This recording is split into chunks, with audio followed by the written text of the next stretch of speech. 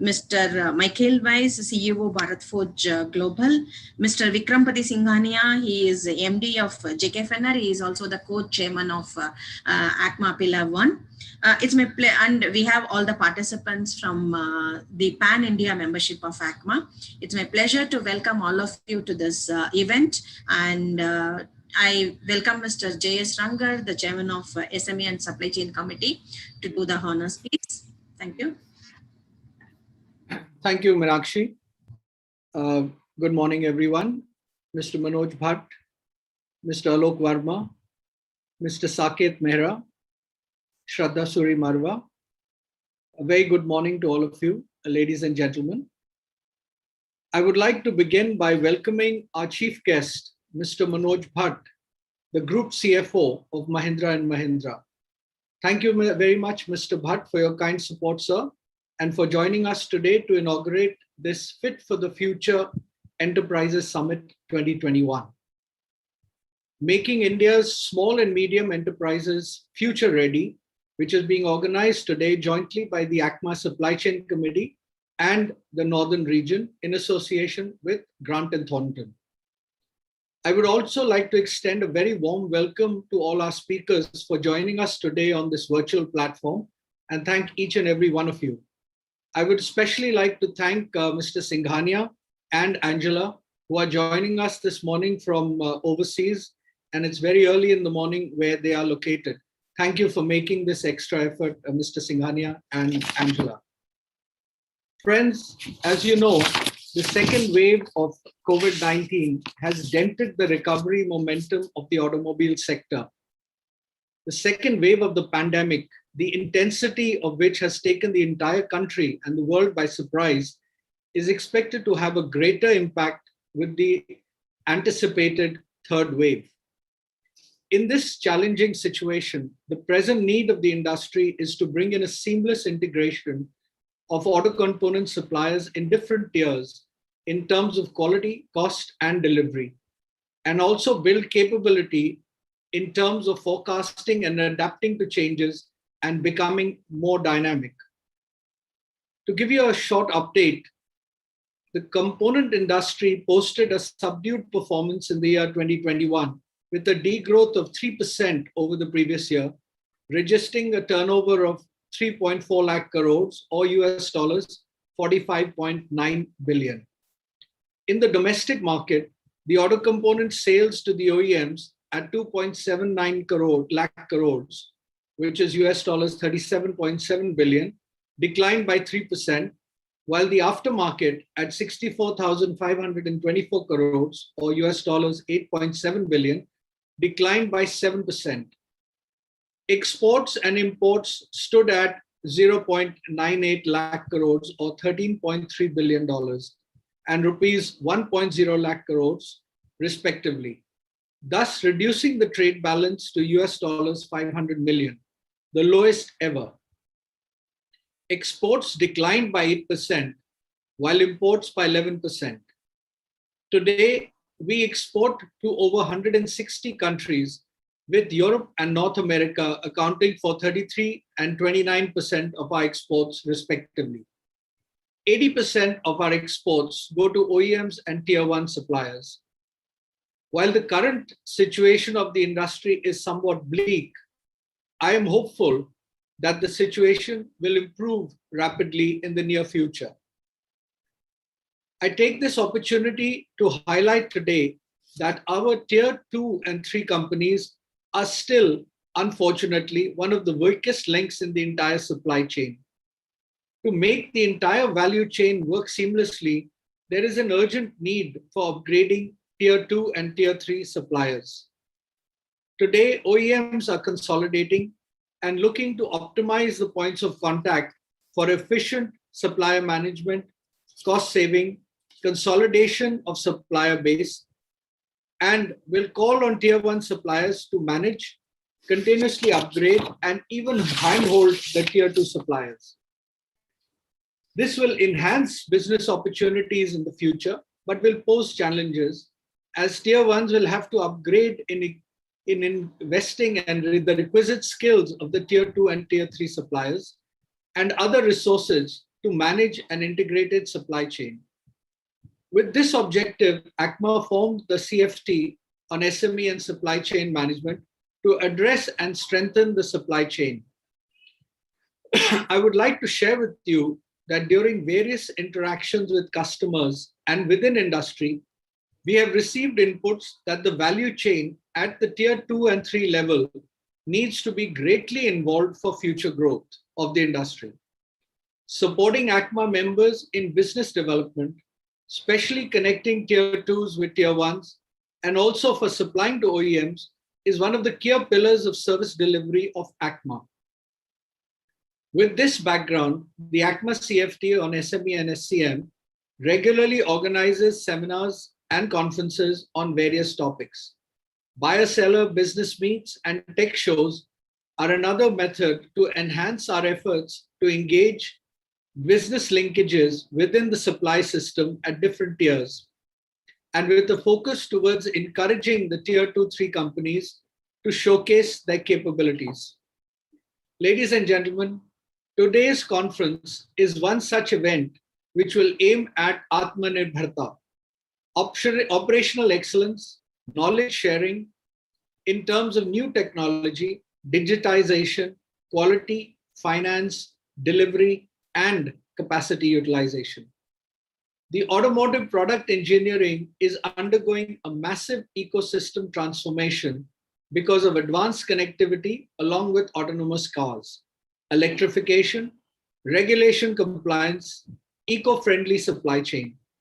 These transformations are already bringing a new shift in the way auto players think about value chain data analytics, manufacturing, innovation, and R&D.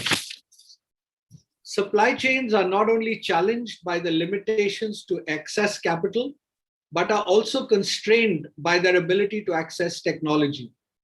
The industry needs to invest in the right technology, and it has to support local and global automotive industry growth. India possesses a competitive advantage in its low cost, high quality, frugal engineering capabilities, and it needs to integrate the same successfully to jump into the value chain. I know you are all very keen to listen to Mr. Bhatt. So without taking any more time, I conclude by thanking our sponsors, Credible, Subros, Anand Group, Abilities India Pistons, Stock Rubber Products, and Boli Polymers for their generous support. I'm confident that each one of you will take maximum benefit out of this unique opportunity provided by ACMA today. I also urge that all of us should work towards strengthening and handhold our tier 2s and tier 3s in this downturn. Friends, welcome once again and wish you all a very fruitful day. Thank you. Thank you, Mr. Rangar, for that nice introductory message. I now invite Mr. Alok Verma, Partner Strategy and Operations, Grant Thornton Bharat LLP, for the theme presentation.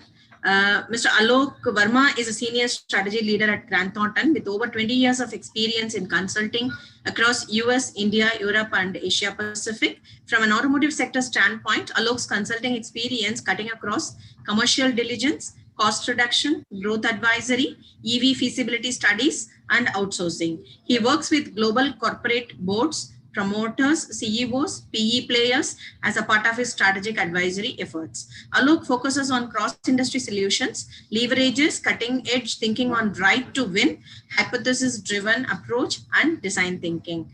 Over to you, Alok. Thank you. Thanks, Meenakshi, for a generous introduction. I think need to unshare this before I can share it. Yeah.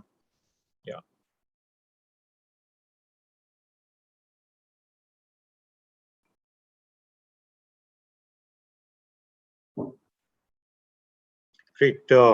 Pleasure. I hope the screen is visible. Yes, it is visible. Alok. Great. Thanks, everyone. I think, and thanks again, Meenakshi. It's been a pleasure to be associated with ACMA. And a very apt theme at that in terms of a fit for future enablement for the automotive industry, and specifically focusing on the medium enterprises as well. So I think that's something it's pretty fortuitous in terms of the way we are seeing the disruption in the landscape. And again, this was going to be a decade of disruption, regardless of the pandemic. The pandemic just hastened the process, but the exponential technologies that Mr. Ranga talked about from a EV standpoint, the consumer behavior changing from a shared economy standpoint, the regulatory impact coming in terms of PS6 for the sector. So I think there was a huge amount of, I think, I would say, changes that were driving.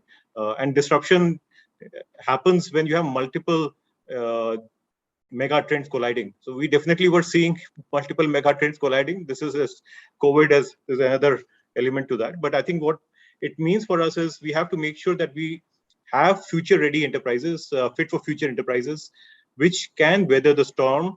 And this is not the end of it. I just was reading, I think, Jim Rogers' piece on the markets. So he's talking about too much of money in the system, and I think maybe end of the year kind of some kind of a correction happening. But again, I think the theme essentially is that we need to be ready for taking some of these shocks and make sure that we future-proof ourselves, and I think have a forward-looking agenda as well. So I think that's roughly, I think, what we will talk about. We'll also talk about exemplars of success, because nothing better than actually looking at exemplars. So we look at some local exemplars and look at some global ones. From a global standpoint, we have the first panel, which is going to be there on getting us learnings from Mittelstand. That's the German MSME, which is actually contributing significantly to the landscape in terms of 50%, around 60% overall to the manufacturing output, as well as to the employment. So I think it's pretty much even in terms of that equation. We'll also talk about Atmanirbhar that Mr. Ranga alluded to. And I think that's critical in terms of we see some areas where I think the industry can step up in terms of, I think, it's overall export basket and the percentages. And finally, we talk about the performance improvement, both in the panel 2 as well as in the presentation. Right. So what we are seeing essentially right now is, let's say if I were to read the tea leaves, and I think things go up and down in terms of the V-shaped recovery, the U-shaped recovery, L-shaped recovery, right? Or I think it's a very dynamic situation for all of us but right now, the way we are seeing, ICRA is also reporting in terms of the 20% growth from a FY22 standpoint. This is more passenger vehicle, but we know that commercial vehicle and three-wheeler has taken a bigger hit last year, around 60% or so from a top-line standpoint. So I think, but at least we're seeing green shoots, we are seeing recovery. And at certain sectors are not as badly impacted as others and recovering well as well. So that's bodes well. We are definitely seeing, I think, government being active on the Atmanirbhar front in terms of the PLI schemes across sectors. So that's boosting investments. We're looking at, I think,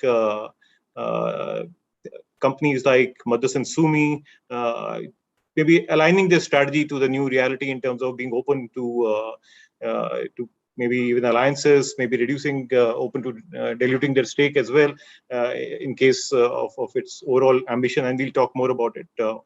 And I think obviously the industry gearing towards, I think maybe I wouldn't say a revenge kind of a bounce back, but definitely I think some kind of a recovery from the past. So I think from a megatrend standpoint, we've touched upon it, not belabor the point, but essentially across new technologies, across the shrinking product development cycles, the OEMs playing a bigger role in the aftermarket, and material and process innovation becoming critical from a lightweighting standpoint, or to push for resilience. I think the localized sourcing is also becoming very, very critical. And I think that's something that India can also, on the global scale, because of China +1, I think India better be that +1 in most of the situations, and I think we should gear ourselves towards that. Which brings us at least just to step back and see in terms of from a successful organization standpoint, who have the ability to challenge the status quo and continue to evolve and succeed in the market. So competitive forces are there for everyone, but I think the companies that probably have the right building blocks, they are able to weather the storm much better than others probably who are not able to do that. What it means is, I think, four things from a building block standpoint. You have to build strong capability systems. The other is, I think you have to make sure that it's the execution bias is there. Strategy is great, but the strategy to implementation kind of a walk is a critical walk. The third thing I would say is the cost competitiveness. I think focus on cost is important, but at the same time, those critical capabilities should still be nurtured in a downturn. And I think you'll see leaders continue to do that even in the downturn, because that's really what defines their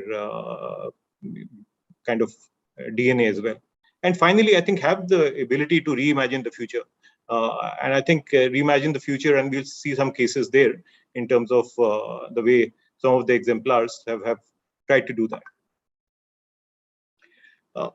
First is I've taken the JBM exemplar. And again, this is more in terms of the way it has worked through its own kind of evolution to look at multiple businesses through adjacencies. So we all know, I think the initial piece of JBM was joint venture with Maruti in the sheet metal forming space. But then it has gone much beyond that initial origins. And that's the beauty of keep on chiseling away at your adjacency is. So from those beginnings to getting into engineering design and services, adding the engineering skills as your capability set, and servicing, let's say, even the defense, like the SAW, as some of the key customers as part of that. Moving on to railways and bus aspect in terms of from a sector standpoint, and then onwards to EV space. So I think, and then doing a backward integration and a forward integration from a charging infra and a solar infra standpoint. So I think that just gives us a story in terms of, I think there are ways how you actually manage your overall capability system. And I think that's a growth element. And that's one element of, I think, a successful enterprise. At the same time, they have not just done that. They've actually, as they have gone through this journey, they have added capabilities and they have been capability gaps. So I think they have addressed them by first maybe sourcing some top leadership from OEMs or even from the sectors like railways where they have actually gone into. So I think that's one aspect. Apart from the fact that I think they have a belief on focusing on TIP, which is essentially technology, innovation, and people. And I think that bodes them well from a future standpoint. It gives them the right to win from a product, services, and the ways to play. Brings to Motherson. Motherson essentially, I think, is a great exemplar where I think I would say the top thing that comes out is the customer centricity. Whether it's a focus on customers or the follow the customer approach that they follow. That's really defines Motherson. I think that's a singular piece, one would say. The other aspect is the ability to reimagine its future. They put a 5-year plan every, obviously 5 years, but I think what it does for them is gives them the North Star to kind of then build up the energies and align the organization behind those strategic visions. Now, they are also very, very pragmatic in the sense that I think if they don't, the last 5 year was not the only one that they did not achieve for the obvious reasons. But I think they are still pragmatic to the extent that they don't care if they don't meet it. But I think that vision is there. And now I think that the vision is probably $36 billion by 2026, which again is a mix of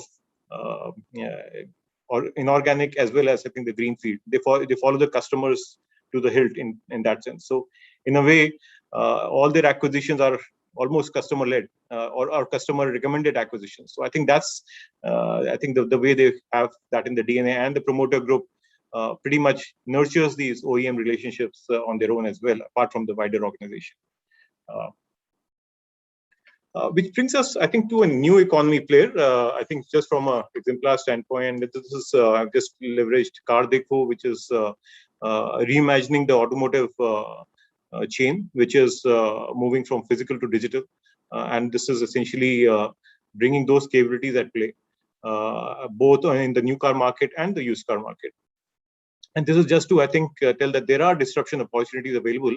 And I think the way they have actually added new enterprises to their capability system, and the capability system essentially is a B2C platform, a price discovery platform, where they have actually then gone in across sectors. So synergistic and diversified portfolio looks like an oxymoron, but essentially what it means is they have used their capability, which is the platform capability, and they have gone across financial sector, they have gone across other areas and other geographies like Indonesia and others. So that's the limited point I'm making here. And I think that's so in the three exemplars, local exemplars that we saw, the ability to reimagine the future was there, the ability to, I think, maybe identify the capability gaps and fill them was there. The fact that I think they are able to then have a certain DNA of quality and to address the needs of the customer is also, I think, very, very visible. Cardeco has another exemplar, which is InfoEdge, which has successfully taken its, not I wouldn't say group companies, but the funded companies like Zomato, Policy Bazaar, which is on the similar principles, I think, to a unicorn status. So I think so it's important to realize your capability system that way. Which brings me to a global exemplar, which I think is the German Mittelstand. And I think our tier 2, tier 3, and the tier 1s would also qualify to be the Indian Mittelstand. And I think so what we have in panel 1 is a few guests from Germany, Bharat Forge represented, as well as video, talking about what are the learnings from the German Mittelstand. I think German Mittelstand, as I said, employs roughly around 60% of workers. 99.6% of all German companies are belong to Mittelstand. 54 or 55% is of turnover is produced by SMEs. So it's a very, very important landscape play that they have in the overall landscape. And I think apart from the likes of the BMWs, the Audis, and the top OEMs, I think it is this set of companies which really define the German value proposition. So I think that's really important. And I think it's important to understand, and I think look forward to that panel as well to kind of peel the onion in terms of the learnings that the Indian industry can take from them, whether it's on the family ownership or family-like corporate culture, whether it's on the nimbleness or the long-term focus. I think happy to see some of these themes debated and discussed during that, because I think there's a lot of learnings for us as a industry forum. Which I think, having said that, I think there are certain, I think, aspects that have put down by the Automotive Mission Plan, which has had the leading industry players as part of that, but it has put certain top line vision for the industry to just focus on, because of the last couple of years. 2020 was a bad year for automotive, and I think last year I think was a challenging year as well. From a timing standpoint, I think that might be off a little bit, but I guess what it essentially means is there has to be a reimagination at an industry level, a reimagination at let's say the kind of capability that we are bringing, whether it's frugal innovation, whether it is the China Plus One strategy, which actually then gives rise to the right to win for the automotive sector. Because I think we've proven ourselves. I have, at least in the initial part of my automotive journey, I have seen how the automotive DNA got then translated into other manufacturing DNA. So it has actually lifted the entire manufacturing sector from that standpoint.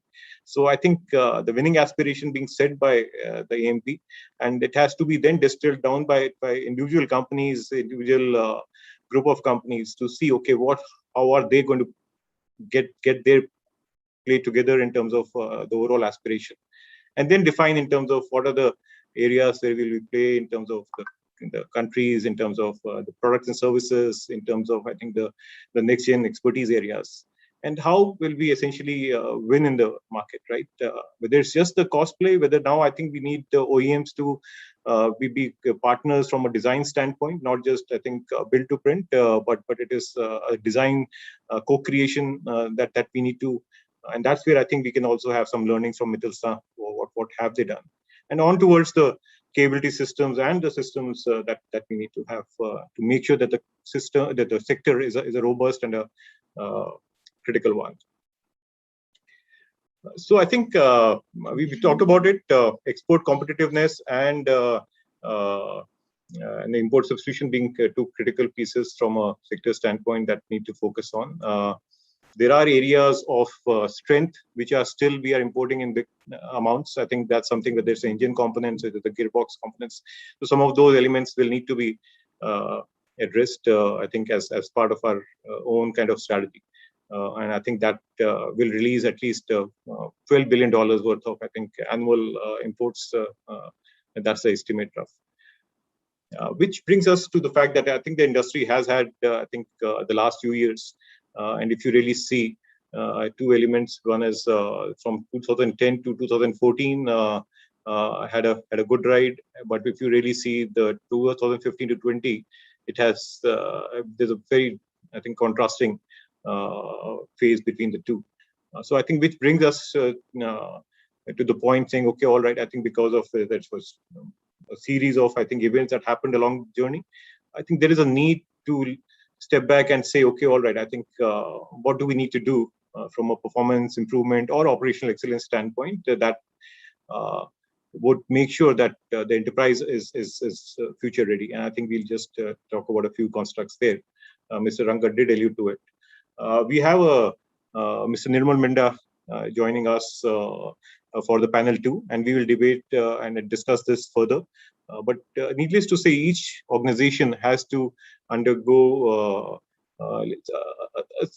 an effort or an exercise on its own, where I think you would look at ways to improve your overall effectiveness as a firm, as a company, whether it's on the ecosystem play, whether it is on, I think, strengthening your board governance, whether it's on realignment in terms of aligning your overall strategy to your KPIs and your people on the ground, or it is some other efficiency that you want to bring out. So I think that's really critical, and look forward to hearing that from Mr. Minda himself or better.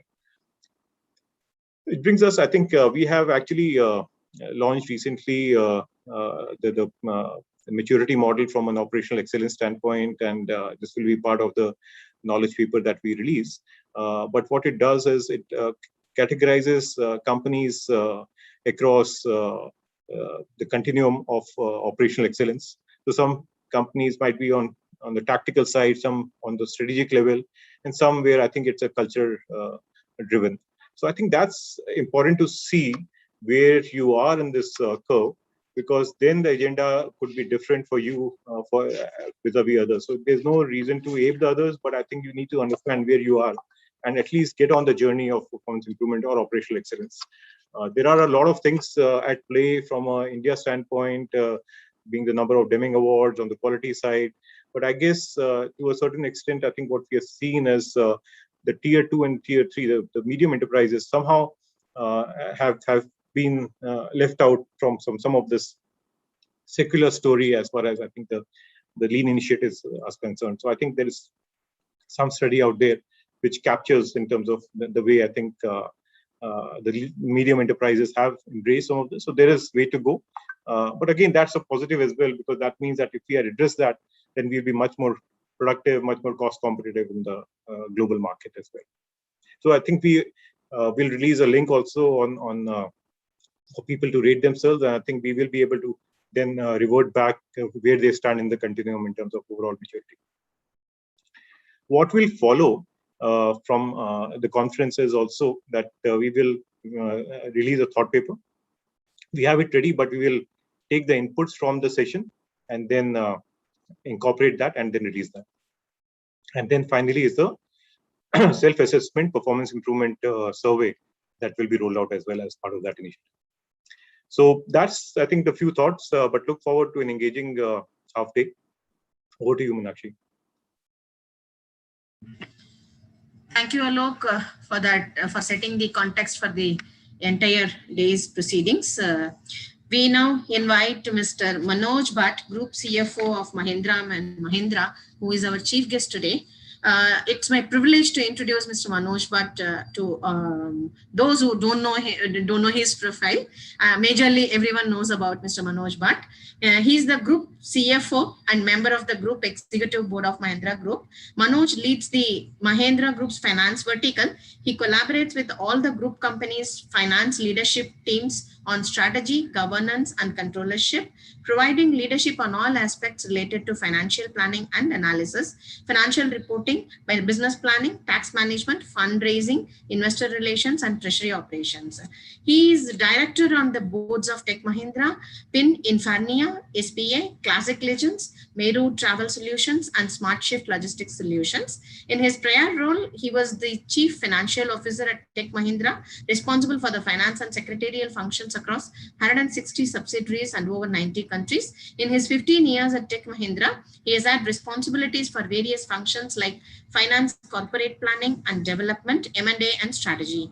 Manoj started his career with HCL Perot Systems and worked in various finance leadership roles across multiple geographies. He has a bachelor's in technology degree from IIT Mumbai and a postgraduate diploma in management from IIM Bangalore. I would also like to request Mr. Manoj Bhatt to make some initial opening remarks, after which Mr. Alok Verma will have a fireside chat covering the different aspects of Fit for Future conference theme, cutting across manufacturing of the future, ecosystem impact, and the efficiency imperative. Thank you, Mr. Manoj Bhatt, for joining us. Over to you, sir. Thank you, Meenakshi. Thank you for that very comprehensive introduction. And also, Mr. Ranga, thank you for the invite. Thank you for allowing me to talk on this forum. So, on looking at Alok's slides, it is always a tough act to follow after he's covered such a wide range of topics in his slides. So what I'm going to touch upon is probably a few things which most of you probably have already experienced. So the first thing is, I think, as we think about the last 10 years and what we are seeing in terms of the product cycles, I think Alok also referred to it in terms of the shortening of product cycles. But there's another theme which is very interesting in terms of design and personalization. I think that's a big theme which is coming around in terms of products and what customers expect from products. So, which then leads us to think about how do we change, how do we look at the future very differently from a manufacturing perspective, from a design perspective, and how do we make it more agile, more collaborative? I think that's one theme. The second theme is, I think, from a perspective of, the whole environmentally conscious movement and the climate change which is coming into everybody's perspective. I think what we feel is that products which are more socially conscious, I think that's going to be another theme which is going to play out very, very strongly. So I think the product side, I think we're seeing some of these changes and combined with the shortening of life cycle, it does mean that as we think about our manufacturing setups, as we think about how do we go about our own process of creating these products, I think they have to be far more nimble, far more agile, far more flexible. On that front, I think what we have always worked on is, I think Mr. Rangan also referred to it, Alok also referred to it, is about digital. And digital means different things to different people. So my perspective on that is that if you look at digital, there's obviously the robotics, the automation, that is one piece of it. But the real power of digital is actually capturing the data and looking at it differently, analyzing it, and then going into modes around predictive maintenance, preventive maintenance, and getting to modes which are almost zero breakdown factories. So in our case, for example, in one of the factories when we implemented it, I think we saw a 46% reduction in maintenance cost within a span of a year. So I think some of these things are possible if we think about technology differently in terms of how do we use the data, how do we analyze the data, how do we use it to actually run decisions for it. And in many cases, so in another example, I think when we ran the algorithm for a predictive model, I think it was coming to 70% accuracy within a matter of a few weeks. So I think we are seeing technology enabling some of these choices for us, and that's really one of the key levers as we go forward. I think from a second perspective is, I think today's world, I think it's a ecosystem.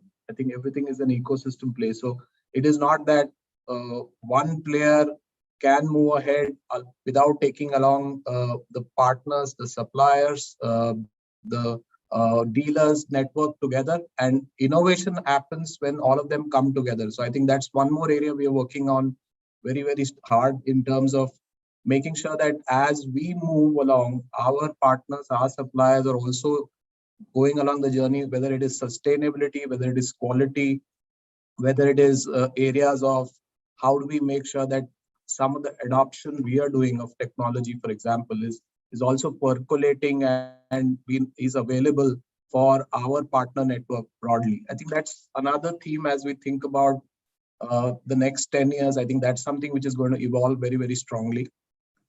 And the last one, which is a reality of life, is that continuous value engineering. I think that's something which is it's the process. It has to be done every day. There are no dramatic gains, but there is a series of incremental gains. But over a period of time, I think these really add up to a large amount.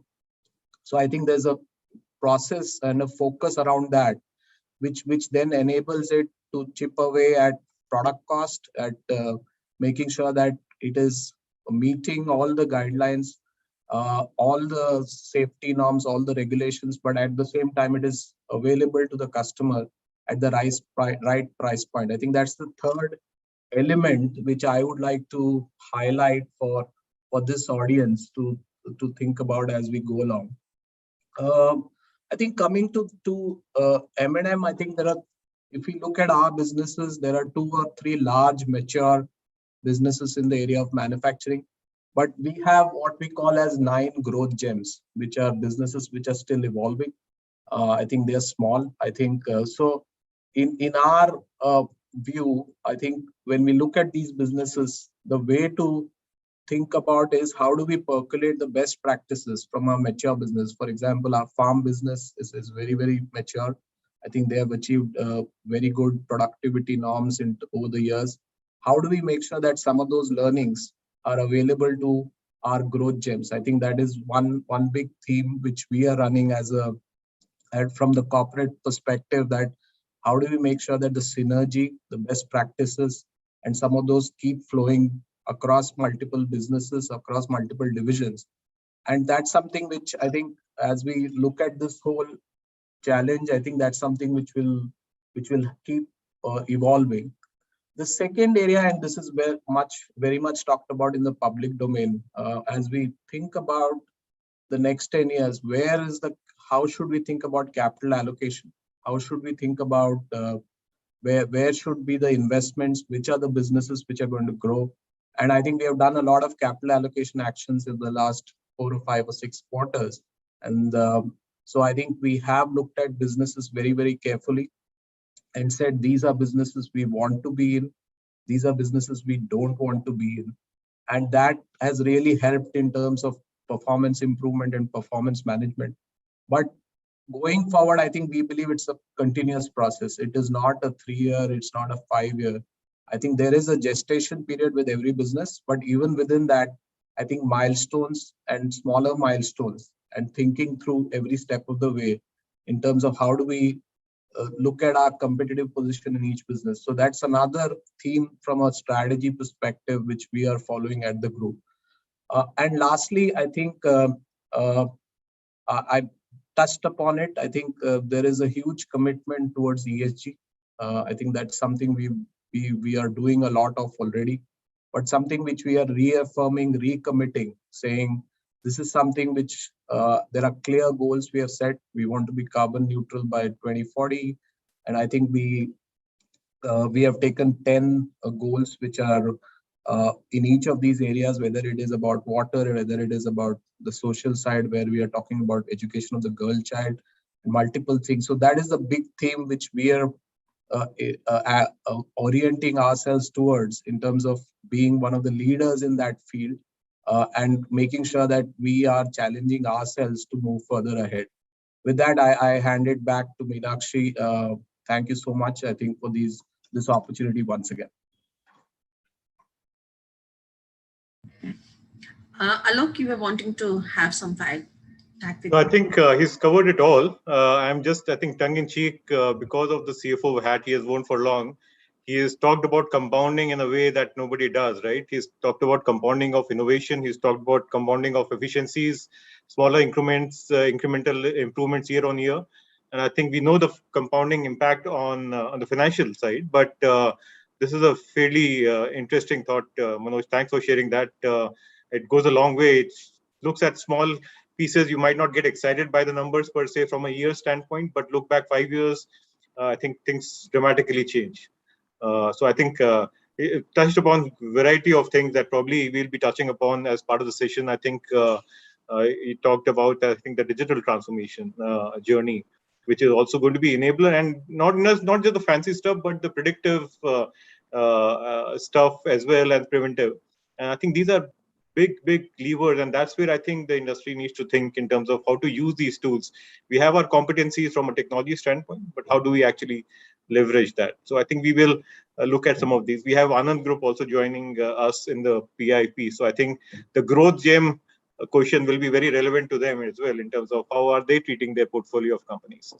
So I think thanks for your insight, Manoj. It's a fairly refreshing, and we can definitely leverage this in our sessions. Thanks for that. Thank you, Mr. Manoj Bhatt. Thanks, Alok. I would now request our Northern Region Chairperson, Ms. Shraddha Suri to do the honors, please. Thank you. Thank you, Meenakshi ji. Thank you for this.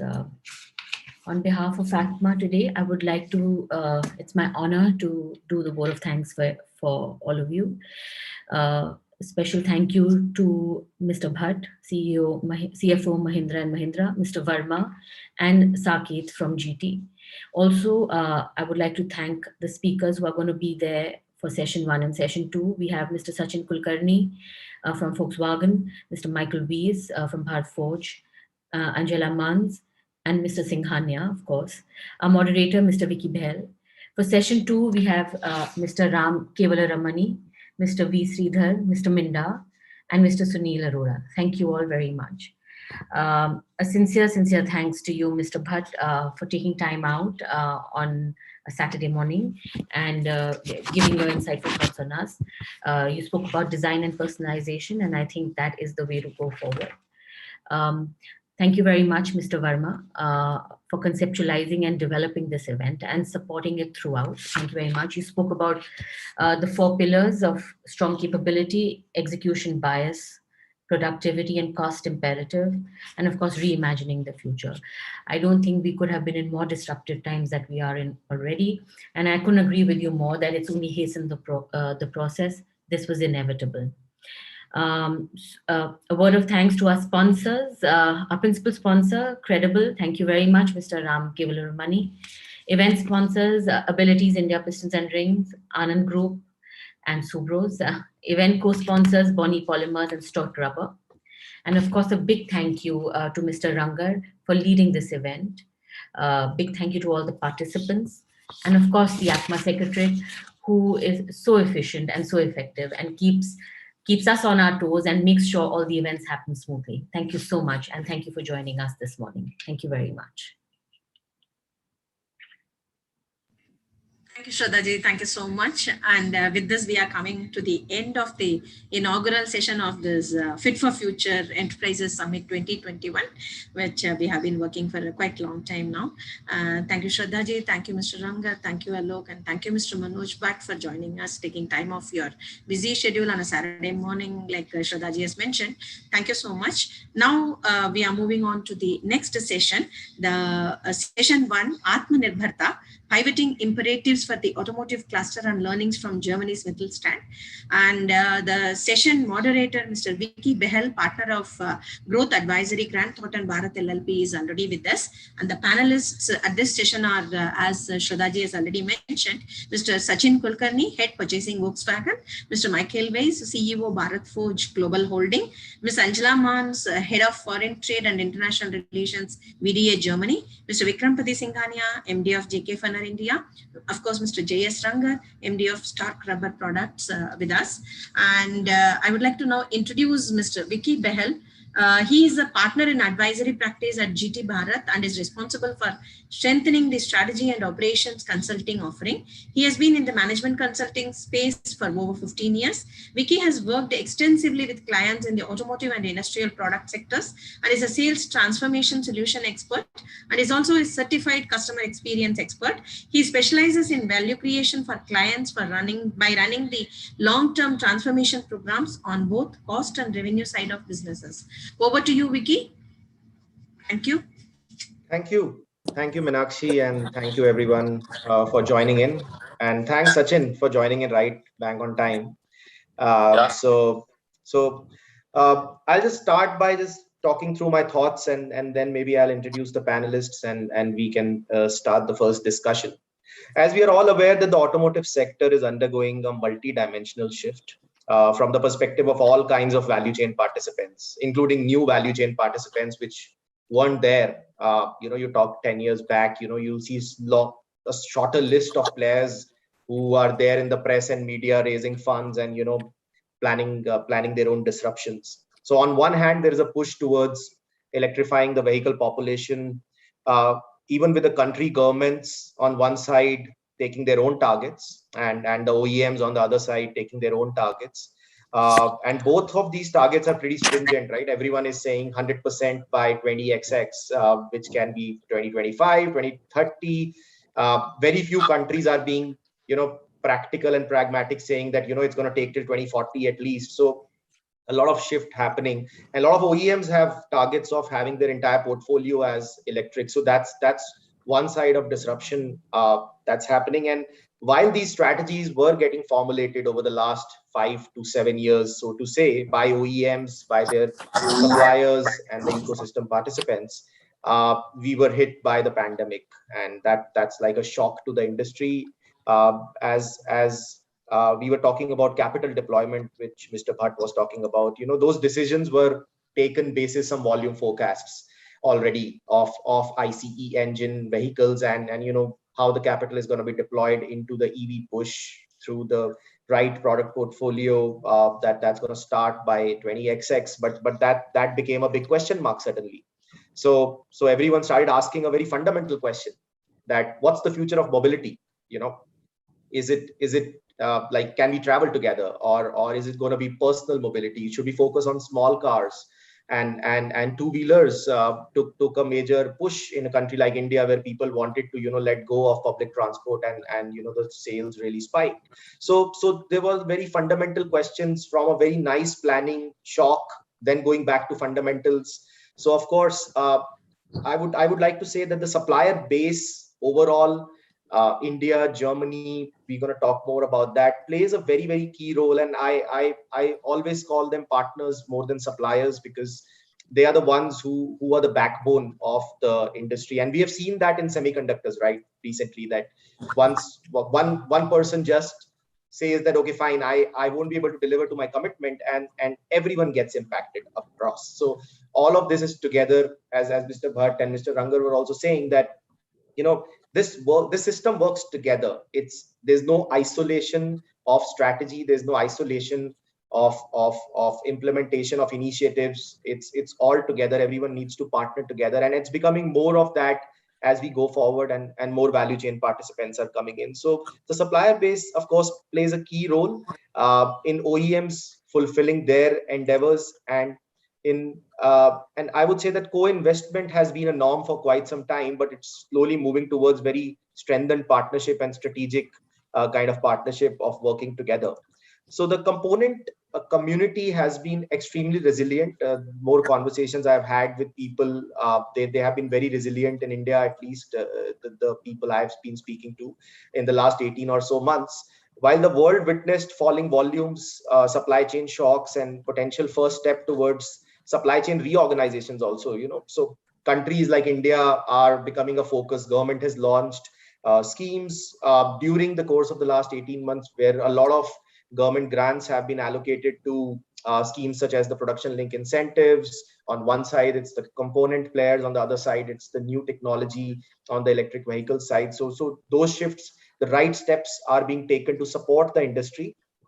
And a lot of mature players actually have taken this opportunity in this adversity to actually rethink their business models. So some people might have thought through it earlier, but now they had a lot of time to think about it again on what's the right product portfolio, what's the future capital deployment opportunities that we should look at, and how. So the automotive value chain of the future is expected to have more participants, lower barriers to entry. We see more OEMs coming in. We see, the ride-hailing players launching their own OEMs or partnering with OEMs like Ola in India is of course has launched its own electric two-wheeler, and these are new participants in the industry who already have a great value chain play and are a part of the profit pool, so to say. And we have already seen these emergence happening in the two-wheeler space. And I also see the government playing far bigger role as compared to what it used to play some time back to set the direction for the industry. So talking more about the session, we will talk about the Indian manufacturing base, its resilience, the advantages it offers, and what has been the experience of OEMs. Maybe Sachin is going to talk about that more from a Volkswagen standpoint, that what has been his experience. We'll also touch upon aspects of what went well, and what do suppliers need to deliver on going forward. So expectation setting has also undergone a change overall in the last 18 or so months.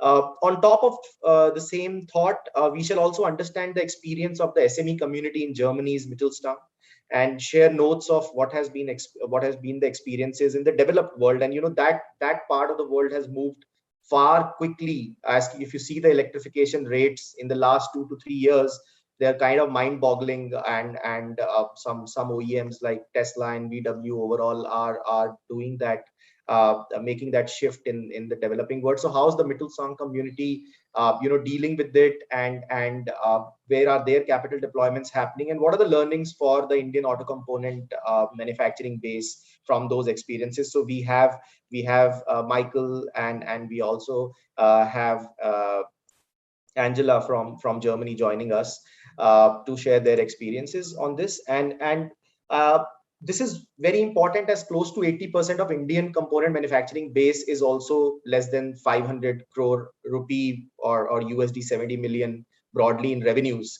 So for that entire community, which is 80% of the companies, this is very important to understand how to be agile, and how does a tier 1 and an OEM handhold the tier 2 and tier 3, as Mr. Rangar was also saying, to succeed together. So that's the upgradation that the industry needs to go through to play at the next level. So I would now just like to introduce our panelists without wasting any more time. Sachin Kulkarni, who is the head of purchasing at VW India. He's been in the industry for 25 years in automotive purchasing. He's currently working as the head of purchase in Volkswagen India. Global work experience with Bentley Motors, Toyota Japan, and Volkswagen, and he was the project leader for Innova. So that's Sachin Kulkarni. Michael Weiss, he's the CEO of Bharat Forge Global Holding. He has more than 25 years of experience in automotive supplier industry with a focus on HR, sales, production, and R&D. We have Angela Mans, head of foreign trade and international relations in German Association of the Automotive Industry, VDA, Berlin, Germany.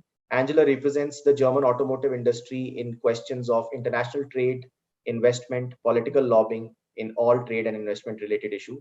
Angela supports more than 600 VDA members in market access issues, political analysis, support in foreign trade issues as free trade agreements, trade conflicts, WTO issues, and Brexit. Angela represents the interests of VDA members in national and international organizations, organizes industry conferences, and supports foreign trade participants all over the world. She's supporting international guests and exhibitors at Frankfurt, Munich Motor Show, and Hanover Commercial Vehicle Show, which VDA organizes under its own. So welcome, Angela. Thank you for joining. I know it's very early out there in Germany, and thank you, Michael. We also have good morning. We also have Vikrampati Singhania, who's the managing director of JK Fenner India Limited. Mr. Singhania is a fourth generation entrepreneur belonging to over 125 years old business house JK organization with multiple leaderships across sectors. The group is present in 100 countries apart from India, with an annual sales of over $4 billion. Besides being the managing director of JK Fenner India, he's also the director of JK Organization, managing director of JK Agri Genetics. Apart from the above, he's also heading the group's interest in clinical research and insurance, amongst others. So it will be great to hear from you, Mr. Singhania, on the overall value chain play, and how do you look at insurance, technology, and other kinds of profit pools that are emerging in the industry. And last but not the least, we have Mr. Rangar, Mr. J.S. Rangar. He's the managing director of Stock Rubber, experienced managing director with a demonstrated history of working in the automotive sector, actively involved in industry associations, and it's members of the Auto Component Manufacturers Association in India, and the chairman of the MSME and supply chain committees of ACMA. So welcome everyone, and let's just begin. I would first like to invite Sachin to talk about, how has the purchasing landscape changed during the course of the last 12 to 18 months in India, and what have been the key highlights and learnings from Volkswagen Group perspective. Over to you, Sachin. Yeah, okay, Vicky. First of all, thank you very much, and very good morning. Very nice, I can say, Saturday morning. Just finishing our, all of us, very good breakfast, I hope so. And as Vicky, you said, this has become a new normal for all of us. Otherwise, maybe in next 2 to 3 weeks, usually every year we all used to meet in Delhi for ACMA and ACMA conferences. And there has been a big shift in last 1.5 years after this COVID-19. But of course, a lot of learnings all of us have done into this. But of course, there are challenges what we all have gone through the situation. Coming to last 18 months, okay, I can say as far as the automotive industries goes, of course, automotive industries has been impacted very badly in terms of the COVID effect. But on the other hand, it's also on the positive note that whatever the automotive industry we were thinking that after COVID, maybe the economy will drop down, sales will be going low. So everybody was worrying. But actually, it did not happen. It boomeranged back the other way. Again, after the first wave and even the second wave also, today what we see a very good sales of automotive cars. But unfortunately, today's situation, because of the COVID and other things where we will talk upon, because of the semiconductor issues, unfortunately, we as OEMs are not able to deliver the cars to the market or expectation of the market. And hence, many of the models in India are having a waiting period from close to 6 months to 1 year now. So this is what, and last 18 months on the other hand also, let me tell you, a lot of localization and other activities has happened, especially with the Skoda Volkswagen Group, because we just launched the Skoda Kushaq. And of course, in next 2 to 3 weeks, we will launch our Volkswagen Taygun. And for us, it was a very, very interesting and a very challenging experience. But proud to say that during this pandemic, thanks to all our supplier partners who have really supported going out of the way. And honestly, we just moved our SOP by 5 to 7 weeks. Otherwise, with this COVID impact, whatever we saw last 1.5 years, there should have been a big moment, but that could not happen. With a great support from all our supplier partners, we were able to launch the car with just 5 to 7 weeks of delay. And that too meeting all the Volkswagen required quality and safety standards. And for that, Skoda Volkswagen is very well known, always demanding with all our suppliers. So that has been, and in terms of, I also represent as a co-chairman in the, especially Atmanirbhar Bharat sourcing group, and which was headed by Mr. Sunil Kakkar and myself, Vijay Raghavan and Mr. Hegde. Good point is, along with all the ACMA members, we together put a basically a roadmap for localization. Atmanirbhar Bharat, we all know that is a push from Government of India, but of course in automotive industry, things cannot change in a day or in a night. It needs time, but it is very important for us to put a roadmap, which we have put. And a lot of things, what we see, localization improvement has happened in the industry and going to happen in the next 3 to 5 years. So that's what my experience, Vicky, on the last 18 months to 1 year on the automotive industry. Sure. Thanks, Sachin, for sharing that. And how? So you have already said that suppliers supported you and they acted as the partners in a sense, along with the VW Skoda group. So Yeah. would you like to throw some light on Yes, what have been the shift on expectations from suppliers and how have they delivered? And maybe you can take an example or two also if you're comfortable on have they been more agile? Have they co-invested? And what have these Indian promoters and suppliers who are in the Indian component supply base, how have they really supported you and how have your expectations been met?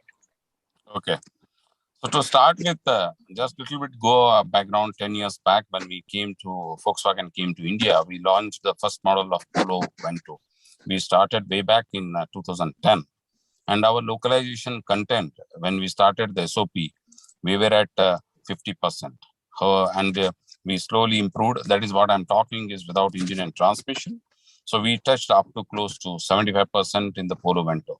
But I'm very proud to say, as I told you, with the great support of all our supplier partners, in our 2 new models, we have crossed more than 92% or close to 95% localization, what we have achieved. And here important as compared to the last Polo Vento, this time we have achieved this localization at the beginning of the SOP itself. That's very remarkable, what I can say, where we have gone up to 90 to 95% of localization at the first level. Of course, as a country, India, we have a lot of still challenges in terms of the deep localization, but that is also moving in the right direction, I could say, because in Polo Vento, we only had a deep localization of 50%. When I talk, I'm completely local. Still, we in the automotive industry, we import a lot of raw materials, components, but now last 10 years, a lot of improvements has happened. Then the next, to give examples, I would say that shift how the technology innovation has come into the Indian industry. I could say that 10 years back, if we did the audit for our Polo Vento VDA 6.3 audit, I think many of you know. As per that, A-rated suppliers, I have had only 4, and B-rated around 67, and C were around 20. So the total count was close to around 97 to 100. But today, I would rightly say that I'm very happy to say that we have A-rated suppliers in India of 57 suppliers, B-rated 85, and the C from 20 has gone to just 1, and that 1 also we want to improve and bring them to make it 0. So that's the remarkable, I can say, what you can see the Indian suppliers have developed. And on top to that, first time localizations we have achieved, especially a lot of new components. Happy to say that Skoda Volkswagen is the first company to bring the sunroof localization in India. Of course, with the support of German suppliers, but important to have a facility in India and suppliers. Same way, we have localized airbags, we have localized AC control, we have localized CEPS, most of the components now I can say in the car have everything been localized. So this is the shift what has happened. And in terms of the steel, I could proudly say in 2010, when we started with Polo Vento with the DIN standards, we were 100% import. Today, we have reached 97% localization. And same thing is with plastics. Plastics, I could say that we were at 50%. Today, we have touched at around 75% in the situation. But still, all of you, we know we need to go ahead far. We have to, I only request every time whenever I meet suppliers that we need to be more agile.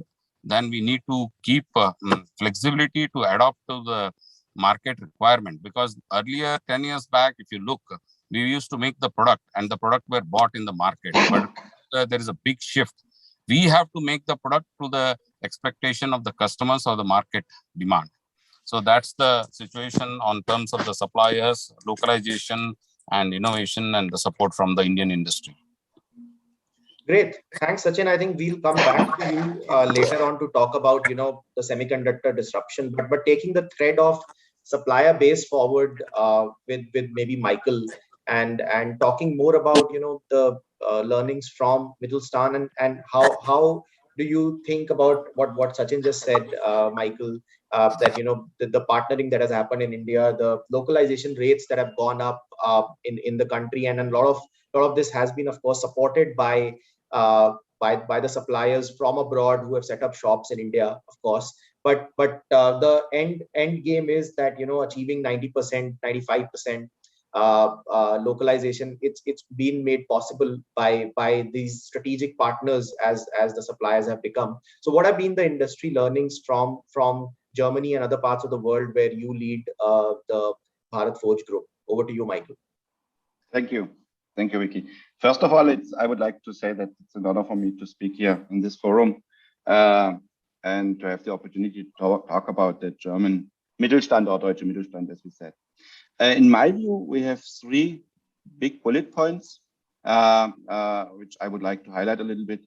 We have a very strong, and that is really the first and the most important point here. We have a strong human resources and social partnership between the employers associations and the employees associations, like the work councils and the unions, all with pluses and minuses, of course, but at the end it's always good to have a good organization, and we have a very strong state in the background, and that is also important if we think about short-time work payments and so on. So I believe that is important to understand, that we have a very trustful cooperation between all stakeholders and different parties working in the industry.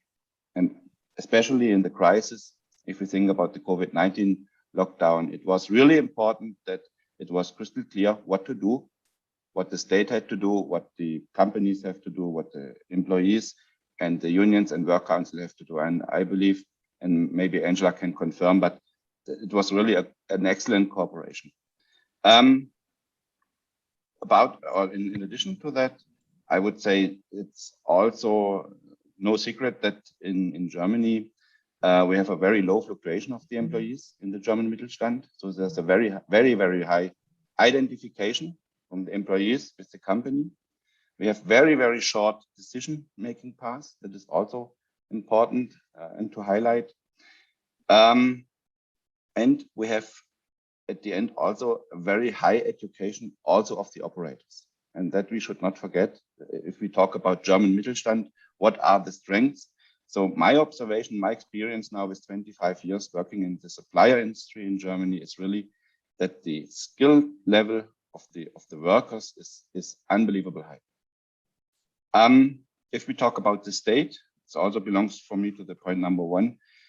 We should also not forget that we have a very important support during the crisis from the state with the KfW Bank, with all the support, financial support, which I would say, in my experience, run very well for most of the companies. So that is one big bullet point in my view. The second is that is always also valid for all the companies worldwide, but in Germany we have a small country at the end compared to India. But a lot of customers, OEMs, premium OEMs, and all the Mittelstand companies at the end are very close to the customers. And then we have also the universities in all the cities. And then we have like Fraunhofer Gesellschaft, we have institutes, which in my view are the linkage between the OEMs, the companies, the Mittelstand, and on the other side, the universities. That is also important. The third big bullet point is the focus on the core competencies. In the discussions, I heard also the conversion from IC to hybrid to full electric. What does it mean? At the end, and that is also my observation, it's also valid, of course, for our company, you have to concentrate and you have to focus on your real core competencies. And if we talk about Germany and the German Mittelstand, as you know, our production costs are quite high. So the manpower costs are very high, energy is very high, the price for energy, and so on and so on. So that means that on the other side, you have to have a very competitive system and organization, very effective, very efficient. And there's always a big price pressure. So you have to identify with your core competencies, the USPs of your products and processes. And especially in a crisis like COVID-19, it's more important to focus on the core competencies. And that is what most of the companies have done. Also, of course, we. And then I would say my experience is that the companies are very well prepared to work on the conversion from, for instance, from the ICE to the full electric or to the hybrid platforms in the next 2 years. Okay, great.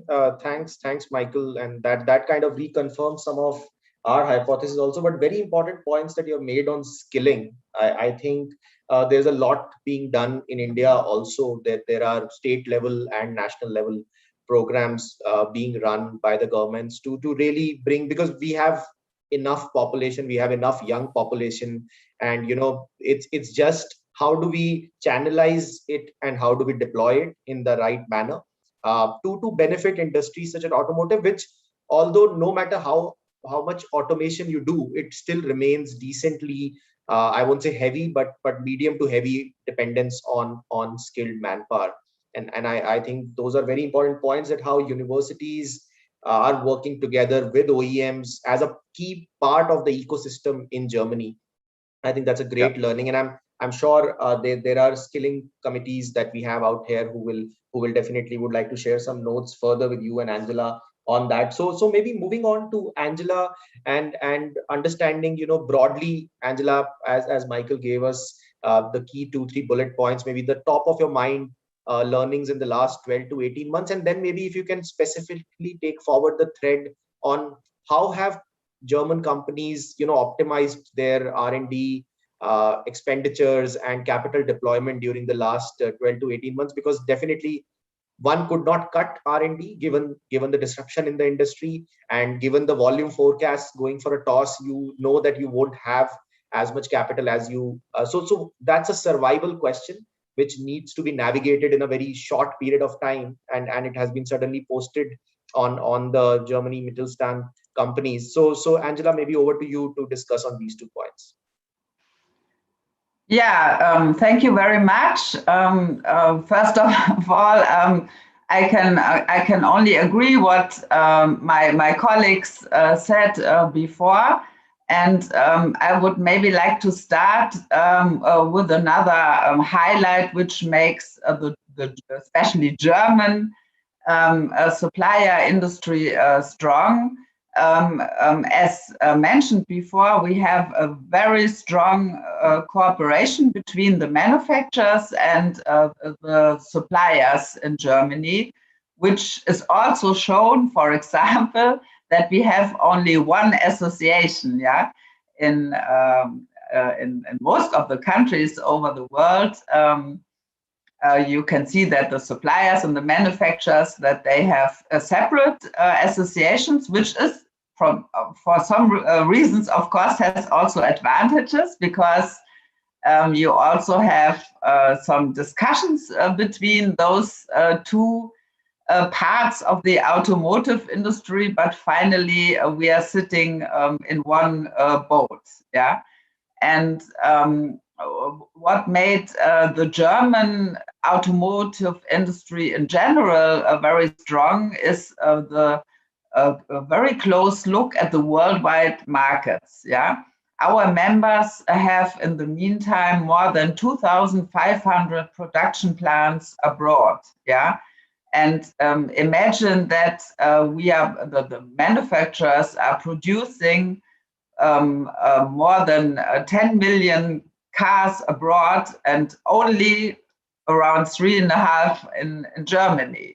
So we can say we are really a global industry, and India, for example, is a very important location for for our members, and also with a lot of future potential. Yeah, and when you look at the crisis, we are hit by several challenges. It's not only COVID, which was really a shock, yeah, for the industry, but also the transformation of our industry. You know that the European Union has now announced his Fit for 55 program, which means actually that the combustion engine will not have a long future in Europe. So every company has to transform, has to look for new fields, for new, what Michael said, core competences. The core competences might not be needed in 10 years' time, so they all have to change, yeah, and to look for new fields. And another thing which is maybe more important in Europe than in India is the automated driving, yeah, the idea of have some more artificial intelligence in the car, which is also a challenge, but also a chance for new fields for employment. Yeah, and so therefore we have several challenges. Yeah, and we are not yet at a pre-crisis level. But if you look at the numbers, especially from abroad, it's very positive. And also our companies, they also employ again. And this is, I think, also a big chance for India, as we had, especially before Corona, a shortage of employers, yeah. Of employees, and therefore, and also in related industries like driving vans, yeah, the commercial vehicles, and we have been in talks with SIAM and ACMA. It's very interesting, maybe also for India, for Indian employees to jump in, and I think this is also a great chance. Before I come to research and development, I would also like to highlight that international trade is a very important issue for us. You speak a lot about localization in India, and of course, it's very important to have to raise the localization quote if you produce cars. But we always say, don't forget on trade, because as long as we trade, you also have a chance to export. It's always two sides, imports and exports, yeah. So also in Germany, every third car is imported, yeah, but we also export. So we see some advantages in international trade and cooperation, and therefore we are also supporting the idea of having a free trade agreement. And I just wanted to highlight this. And as you were asking about research and development, I would also like to highlight that we in Germany, beside the cooperation with universities and institutions, we also have within VDA, within our association, we have the FRT, which is an own research and development cooperation where we give money. We collect money from about 50 member companies, which are suppliers and manufacturers.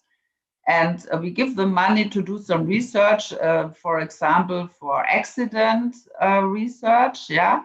But the outcome of this research is absolutely free. It's for everybody. You can download the studies. You can use it, yeah. So it's very important. It's for free, competitive research and development, yeah. But it's organized within VDA, which is somehow a special institution, which also makes our members, of course, stronger. Maybe I stop here. Yeah, sure. Thanks back. so much, Angela. I think that's towards the end. You shared a very good insight on how do we collaborate on R&D and make a central organization which is kind of funded by the members, but then benefits everyone, and it's published for everyone. And I think these small steps really help the entire industry in the longer run. Once we build a very agile, repeatable model of conducting a very optimized R&D on certain products. Of course, it cannot support the complete R&D requirements of any supplier or anyone, but I think the themes that cut across different types of products and they benefit both OEMs, tier 1s and tier 2s. I think that's a great idea that you've just shared. So moving on maybe to our next guest, Mr. Vikrampati Singhania. So Mr. Singhania, a very warm welcome, and as JK Fenner is at a very diversified player in this sector and has already kind of already has offerings in the EV space. So can you share some insights with us on how specialist suppliers like JK Fenner, are planning to deploy future capital between ICE and EV? Like, what's the thought process when you take those decisions? And what are the key initiatives maybe that you would have taken to create higher long-term shareholder value for the organization? Over to you, Mr. Singhania.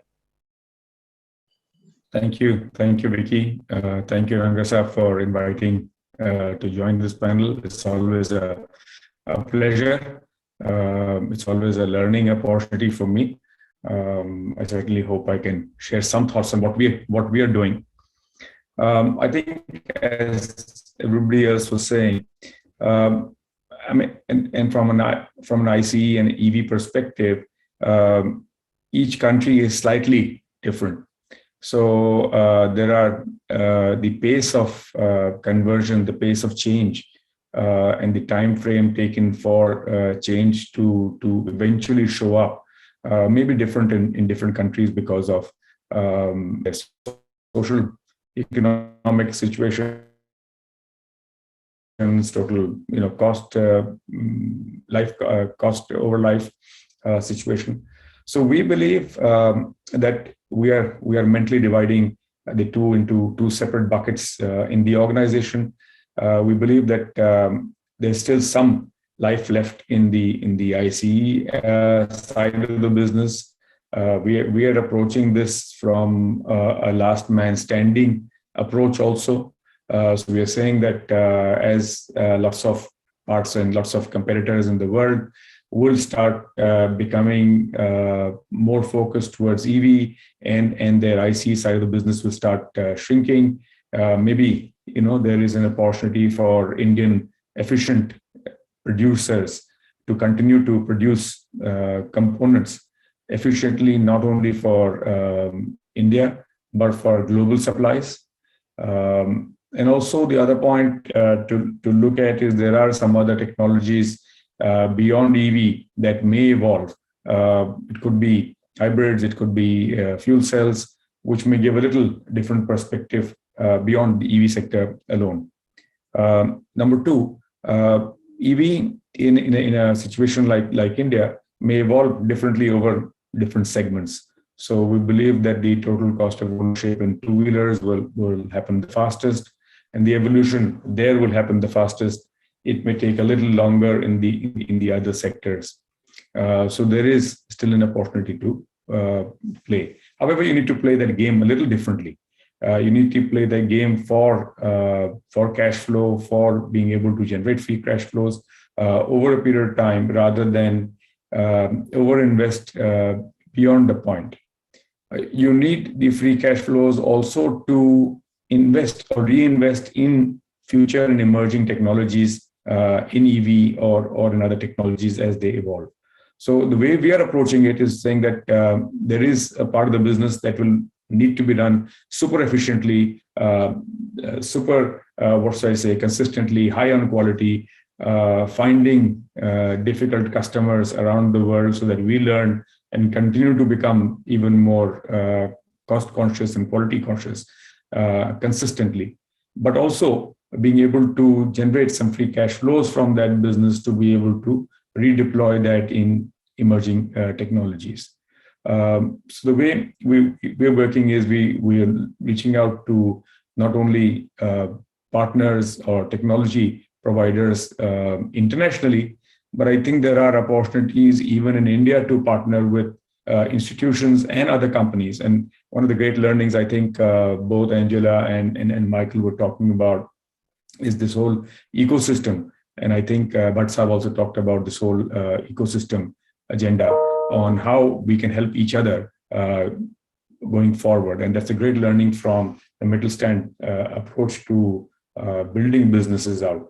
Here, like Mr. Kulkarni was also mentioning, I think the OEs and the tier ones have also done a lot of work with their suppliers to upgrade technology and upgrade knowledge, strengthen the whole supply chain. So I think this combination is what will ultimately evolve into long-term shareholder value creation. It's about being able to deliver results consistently over a period of time with honesty and transparency that creates long-term shareholder value. We need to have the right to win, the right to play in those segments, be super customer-centric. Ultimately, is the customer that delivers what and our purpose of why we exist. And so ultimately, we've got to be able to listen to the customer, follow the customer, work with the customer, and be able to develop products that the customer needs rather than, and to be able to, I mean, again, I think somebody start being able to design rather than just limited to build to print. So I think these are some of the combination of things that a company needs to put together to be able to deliver long-term sustainable shareholder value as we go forward. Thank you, Mr. Singhania, for those inputs. And I think there are themes already emerging as we go ahead in this conference. That one theme definitely is agility. I can't stress more on that. The world we live in is changing very dramatically and at a very fast pace.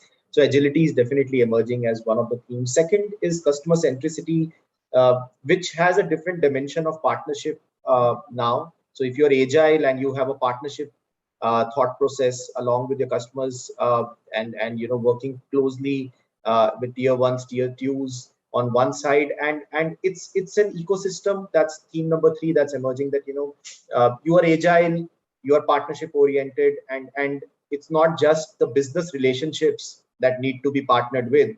It's the entire value chain, all the way from skilling to people to university partnerships, as we were hearing from the Mittelstand experience. I think everything in this industry needs to be kind of very streamlined going forward, and that will deliver the most value to the end customer. And as Sachin was saying, if you see the new vehicles that are really taking most volumes, specifically talking about the Indian customer who's very, very value conscious, value oriented, like Nissan's new vehicle, and Sachin has himself launched a smaller SUV, which are launched at price points which are unimaginable for some of the people, right? At a 5 lakh, 5.5 lakh price points, these mini SUVs are starting off.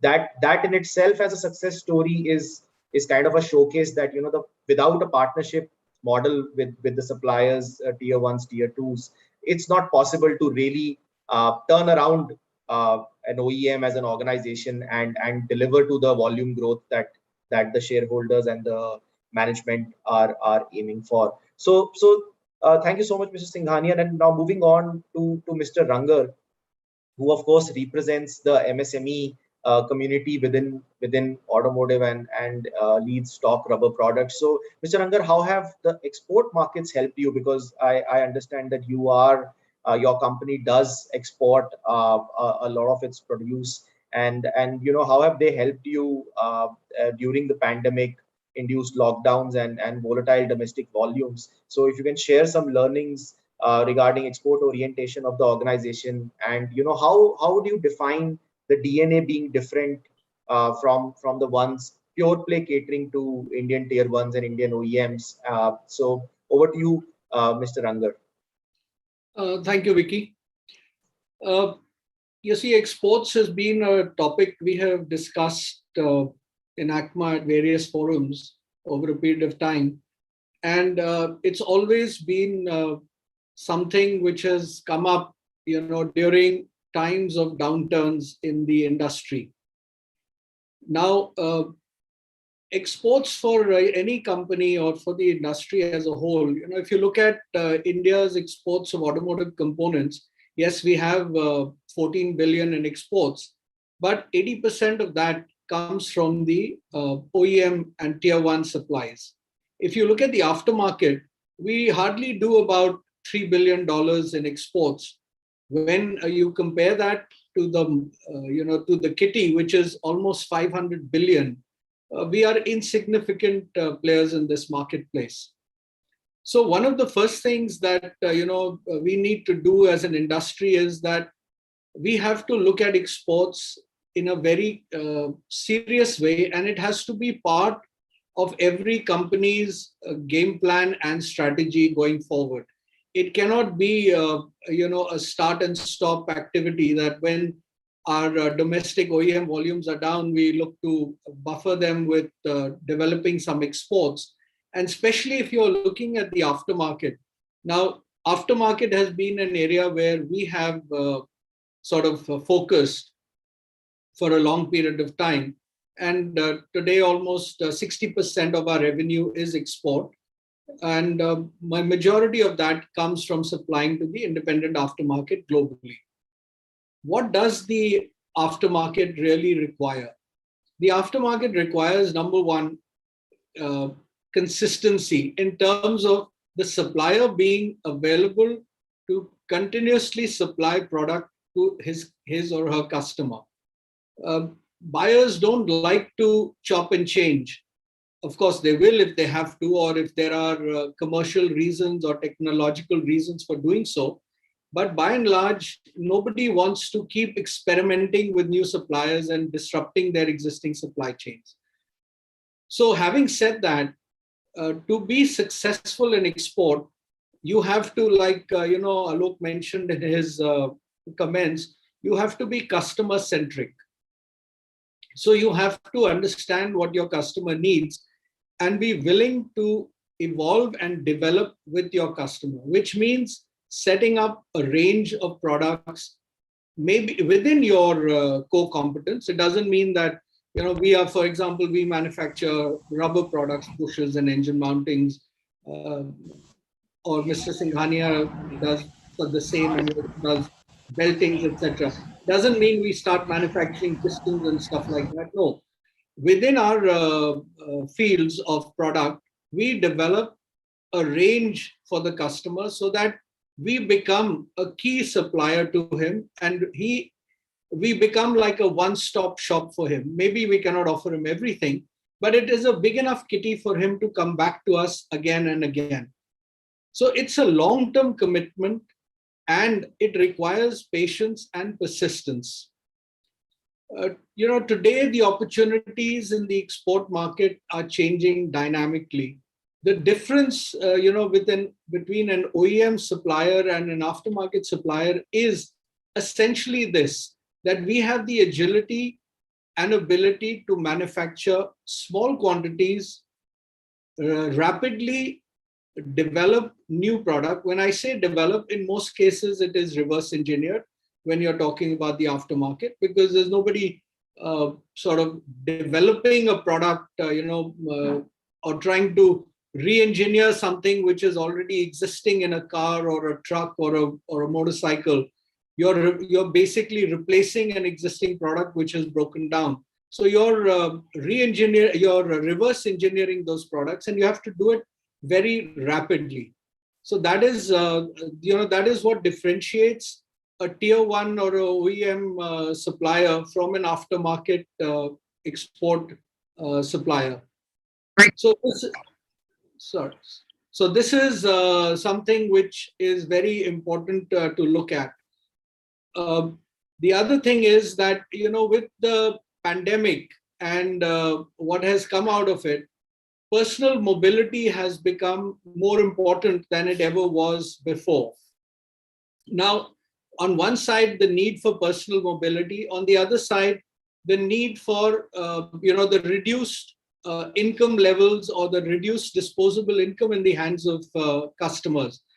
Hence, the vehicle life or the vehicle park life is getting extended. What this means then is that you need to maintain your vehicle for a longer period of time, and you don't necessarily want to buy the most expensive spare part which is available out there. But what you definitely need is good quality at cost-effective prices.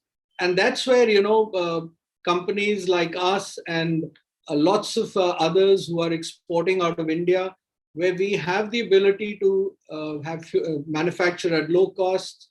We have frugal engineering, which enables us to reproduce good quality products and keep the costs down, become very, very relevant. The other factor that has come out of the pandemic is the China Plus One strategy. Today, the number of inquiries and interest that is being shown on product manufactured in India, the world recognizes our engineering capabilities. Let there be no doubt about that. Made in India is no longer a bad word like it was maybe 15, 20 years ago, when people were reluctant to look at Indian products and considered them inferior and would only buy from you if you were the cheapest. That is no longer the case. Today, there are enough customers out there who are willing to pay an extra buck for an Indian product. So these factors have changed, and the opportunities today to companies who are willing to commit to the export market, willing to commit to developing a range, investing in a range, have a lot to gain, and a lot of success is almost assured to them. So I think these are some of the key points as far as exports are concerned that I would like to put out there for discussion. Thank you, Mr. Rangar. And I think aftermarket's importance is also one major shift and a theme that's emerging going forward. And as you said, there are factors contributing to it where the life of the vehicle will be longer on one side, and secondly, also just to take that thought forward, the fleet operators and the ride-hailing companies who have also gone into strategic tie-ups with OEMs and will remain an important value chain player. They will, of course, the total kilometers run by their vehicles are far higher than the personal vehicles that typically utilize about 10 to 15% of the time if you take total number of hours in a year, and those vehicles are utilized sometimes in excess of 70 to 75%. So and those need to continuously clock kilometers and aftermarket servicing. The whole strategy there is a very important play, as you were saying, and this trend is of course gain traction in India, gain traction globally, and of course in exports markets where you are present. So I think both in Indian aftermarket and in exports, it's very important to at least start thinking on the aftermarket play for the auto component base in the country. Great, very, very important points, Mr. Ranga, that you have made. And now maybe I will like to kind of summarize some of the themes that have emerged from the discussion. One theme definitely is agility and investment that is required to be agile and cost competitive. And the example of Mittelstand that came there was that, you know the basics, right? You know that you cannot do much about the manpower costs. You cannot do much about the power and energy costs that are existing in Germany, but hence even more important to be as agile as possible in your operations. So anyone who's not thinking that as the topmost importance is definitely going to lose out going forward. Second is, as I earlier said, the ecosystem play, that you have to take everyone together, and individual in silos will not win in this industry going forward. And you have to focus on partnerships with all kinds of players.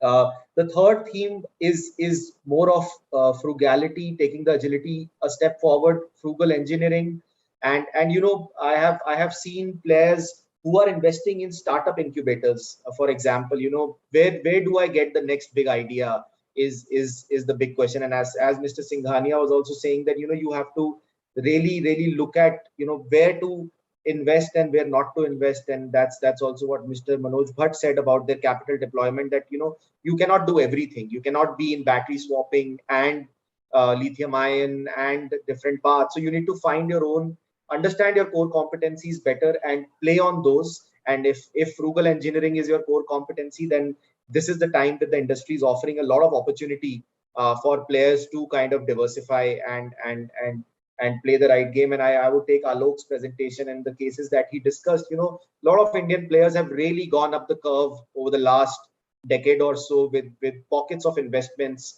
and all of those might not work, but one has to keep an eye on capital deployment for sure going forward. And last but not the least, as Mr. Rangar, you said that a very specific theme for players is aftermarket and the ability to win in aftermarket. It's a very different play. The product might be similar or same, but the core competencies required to win in the aftermarket and all of the other themes that we spoke about, specifically agility, is far more weightage given to those things in aftermarket. And when we help our clients with integrated business planning and sales and operations planning, the ones who are more inclined towards aftermarket, of course, the complexity is far higher, because then you don't have guaranteed volumes to be delivered on as per a calendarized manner to an OEM. Then you have to really optimize your sales and marketing efforts, optimize your key account management efforts, have the right channel play, have the right product portfolio, and take very agile decisions. And you cannot have a 5-year plan for the aftermarket, so to say. You need to have a quarterly, very agile planning to be done. And great to know that you have successfully captured that market. So that's where maybe we are at 11:44, a minute early. If there are any more comments, happy to hear, or else back to you, Meenakshi, for the next session.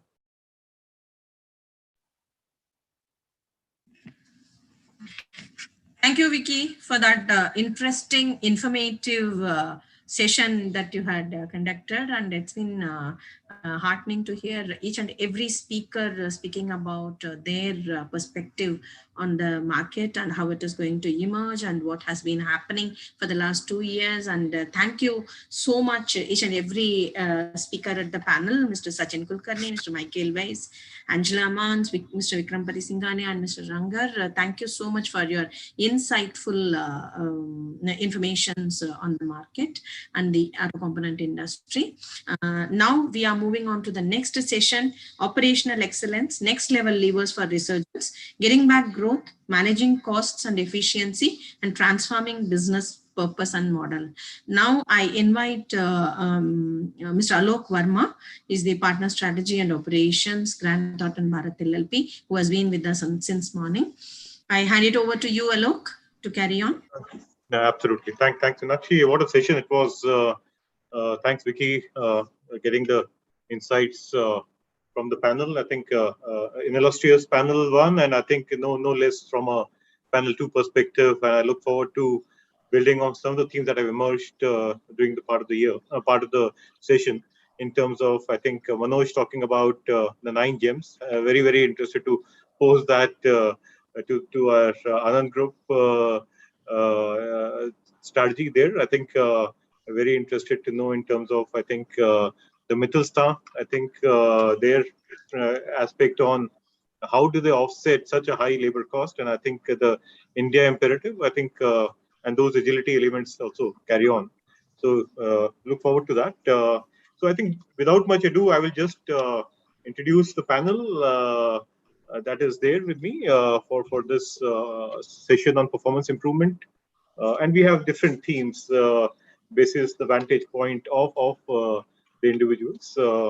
So in terms of, I think, we will start off with just a quick kind of a context setting presentation, but quickly move into the discussions with the panelists. So we have Nirmal K. Minda, who's the chairman and MD Minda Industries. He's an industrialist with rich business experience of more than 3 decades in the auto component sector. Leads $1.1 billion Minda Group. Several awards to his name. He's served ACMA well as a chairman of ACMA Northern Region, as a president of ACMA. So I think very, very illustrious. And he'll bring to light, I think, the journey that his organization has gone through. And I think that will be a good context setting, Mr. Minda. Look forward to interacting with you. Then we have Mr. V. Sridhar, 34 years in the automotive industry, both in the passenger vehicle and the two-wheeler space. He started his career with the company that I started my career with. So I think there's a closeness element there in terms of the connect. But good to have him here. He's been with Honda Motor and Scooter India since 2000, and has in the last 18 years been in very many leadership capacities, and is the current head of supply chain for Honda Motors. He's been on several committees of SIAM, CII, and others. So I think welcome, Sridhar. We have Ram Keval Ramani. I think we've talked in the earlier forums, in earlier sessions, in terms of the tier 2 and tier 3s and tier 1s getting impacted from a cash flow perspective, or some of the current challenges. And I think we will want you to unravel that piece for the audience in terms of how does your solution kind of fit in to address the industry challenges and make it more resilient. I think that's to my mind is the key piece. Resilient will be in terms of global supply chains going China +1, but also from a financial angle standpoint, to be able to at least make sure that we have our lights running, right, in terms of in times like these. And that's really the critical piece we'll want you to shed light on now. Moving on to, I think, Manoj, who will shed the light on, I think, maybe the Mahindra strategy, the 9GM strategy. We'll talk about the Anand strategy there. He spent 21 years with Tata Group, and several decades of automotive experience. Joined Anand Group 2011 and has been with them in several leadership capacities. Great to have you, Manoj, and look forward to our discussion there. Good morning. We have Sunil Arora, MD Abilities India Pistons Limited, strong business professional, comes from BITS Pilani. I think this institution probably is definitely has multiple people on the panel today, but a very experienced person from the automotive industry, and look forward to his insights as running a business on Abilities India Piston Rings, and get his thoughts on the efficiency game. So I think without much ado, I will just probably set it off at least from a context set standpoint, and I'll leverage what we kind of from the earlier sessions, as well as from I think just for this session standpoint. So just bear with me.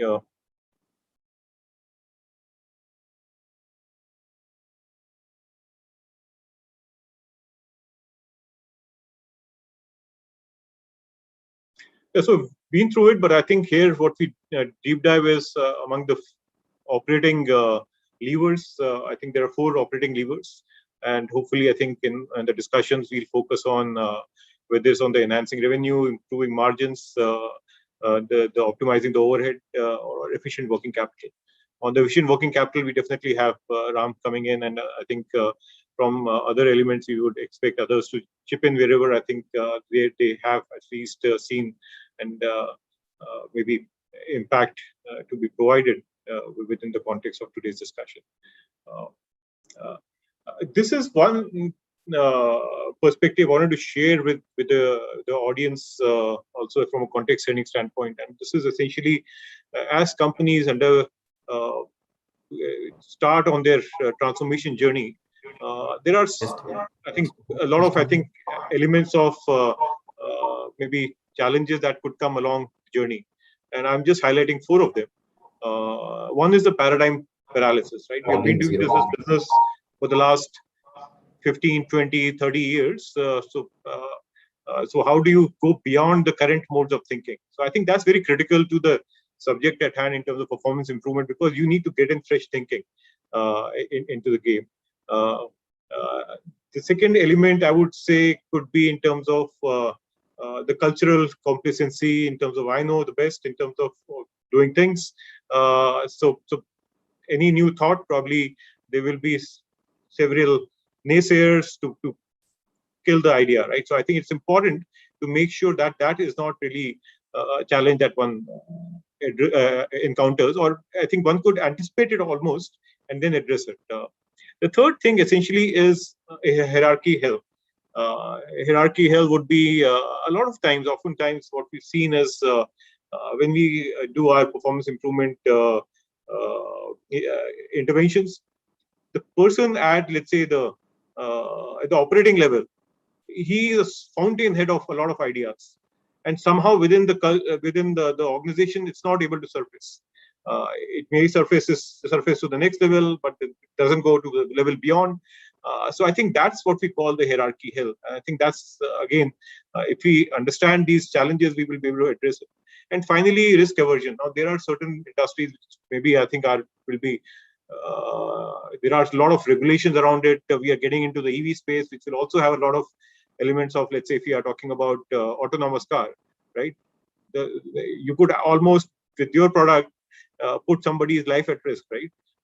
But does that matter? With that kind of a context, can't you innovate? So I think with that context, how do you still innovate? How do you still bring in new ideas? Pharma industry is also a good example. They have this global manufacturing practices. They have the FDA regulation in place, and for them to change the processes, they have to take that in their stride, saying, okay, all right, it will take time, but I will be on my journey towards a much more efficient setup. So I think those are the things that I just want to put as a context setting. I will not go to the Minda case study just yet. I think Mr. Minda will probably do justice far better than me, but needless to say, there are multiple levers that you hope to look forward to from a discussion standpoint. This is what we have seen earlier in the context and there is a link that we'll provide later on in terms of for the audience to be able to subscribe to that.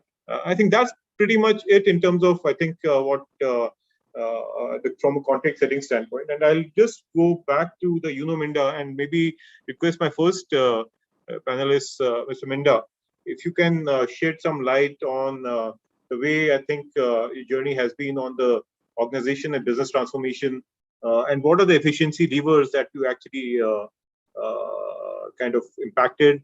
And I think just walk us through the journey on that.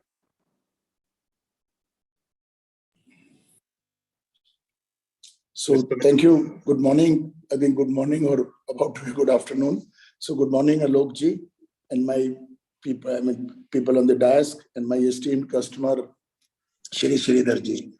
So I think it would have been better, Alok ji, that I should have been next to Sridhar ji, but I don't know. I will follow your sequence. I don't know, because we should speak always in front of the customer. We should be the next one.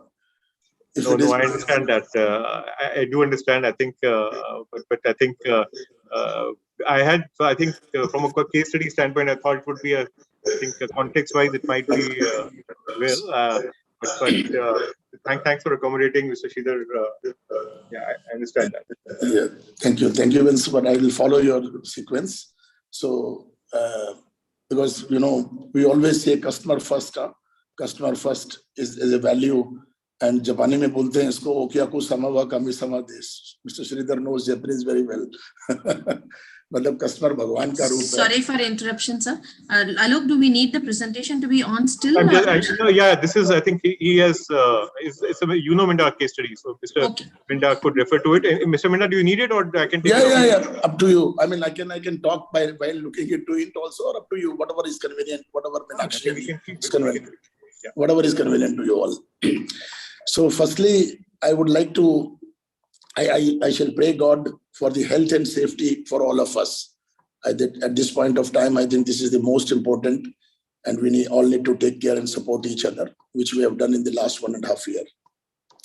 I also want to thank my colleague, Rangarji, who has requested me for this, and is my very great friend. I could not say no to him. So thank you very much for inviting me to this panel. So they start with why do we, the transformation journey or whatever you may call, why do we need it? What are the real objective behind it? What do we want to achieve? And what is the purpose? That we should be very clear, So what are the pain areas of our stakeholder, which is the most important is the customer, our employees, or our collaborator, or maybe our controls. So there are multiple pain areas, and therefore, you sometimes need to really do some transformation journey. So as far as we in Uno Minda is concerned, you all know that we have grown over the period of time, and today we have 20 different product line and about 80 locations, and including in all the geography, including international, Mexico, Spain, Germany, design center as well as manufacturing, and over 20,000 people. So the organization is kind of has become a complex organization over a period of time. So we were, following various challenges, various pain area, as I mentioned, particularly starting from the customer. Customer was to deal with 20 different product line, marketing man, and the engineering people, and so on, in the art. And then we noted down all this, what do we want to achieve? And our white collar cost was increasing on a regular basis. And more than the white collar cost, the challenge was to have a talent, to build a talent in each of the business line. And our businesses were all kind of a decentralized in terms of marketing, engineering, even including purchase, HR. So all were by and large, almost decentralized. There were some policy matter we were having at the corporate office and at the advisory function, not in responsibility function at the corporate office. So this was going on for the last 8-10 years. And then we thought that we should, change this. Change is very, very pain area for all of us. Nobody wants change. We want all status quo. It is only very easy always. And it's always a pain. But we need to do. So therefore, we decided and we invited Deloitte as our partner in this journey. They really collaborated us very well and shown us a roadmap, give us an essay. They did a kind of a study also about our organization, a quick study of about 10 or 15 areas. And then based on that, we realized, yes, there is a need. And then we set up a target for our change. And then, I think the screen you have captured very well. I don't know how you have captured from the site or maybe media, but Mr. Alokji, you have really captured well. I don't know, maybe I can answer more on a question and answer. But, or in the marketing front, we did many changes. So now there is a central marketing which is responsible for the addition of any new customer in the group or any new product addition to any existing customer. And we have created businesses, we have, taken out the marketing and given it to domain marketing who are responsible for their product line, their growth. But one key point I just want to mention that, we have not changed any of our values, which we have called out about almost 20 years ago. They are as not a single word. And our goal and our vision and our goal, these are all were kept same while changing. There are so many, changes done in the all marketing related. Purchase was decentralized, so we centralized the purchase. So there are benefits, the vendor were dealing with the different businesses. Now they have to deal with, some kind of basic things, for the central purchase. And then effective cost control also. Same component was being bought at a different price sometime. So it will be over a period of time. So our journey just started from 1st April only. I think we are just in a starting phase, I would say. And similarly in the HR, as I said, one of the pain area was white collar, and the local authorities, government body, different businesses were dealing. So we have created a regional hub. So there are so many examples, and while doing all this, that we have aligned all our goals with the KPIs and the role and responsibilities and the processes, very clear processes, which we call in our Minda way is the MSM. You have also system and processes you have mentioned here. So Minda system manual. So how to do what, who is responsible, who is going to support. But for this journey, the key important point is the frequent communication. When you change an organization, so people are the utmost important, and people, we all know it's a very critical machine. It's very, very important. They are the one who made the organization. They are the one, run the organization. I always say that they are not reflected in the balance sheet, but they are the one who create the balance sheet.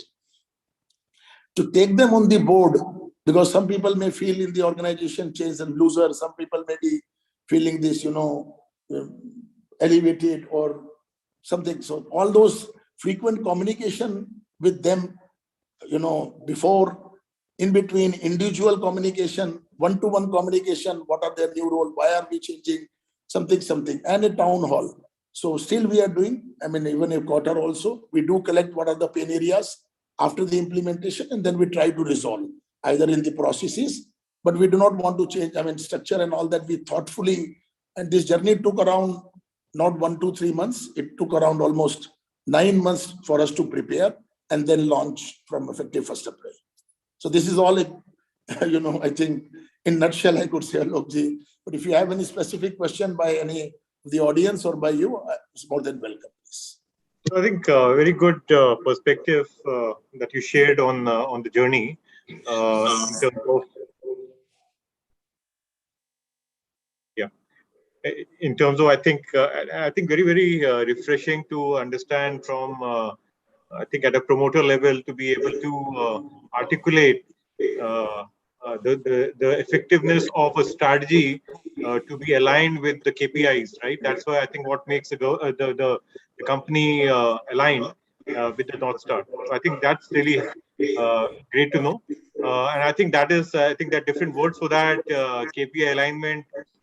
I think given the fact that we actually have a lot of Japanese DNA in each one of us who has been part of the automotive industry, or let's say the German DNA, I think Hoshin Kanri is a concept that comes to mind, which is aligning to the compass and I think the direction of the company. So I think that's important to be able to, and that's when you actually achieve the best possible impact, because you have almost like to have to drive it, play a symphony, right? You have so many instruments at play. You have a marketing and sales team, you have a product development, you have a production. How do they actually complement each other rather than, I think, cross purposes to each other? So I think that's really critical. And I think finally the customer being at the center of all this. So I think great thoughts. And I think I like your thoughts on the people creating the balance sheet, not reflected in the balance sheet per se. I think it's a thought I think I'll take it to other forums as well. So thanks for that. No, I think it's been great. Thanks, Mr. Minda, for those insights.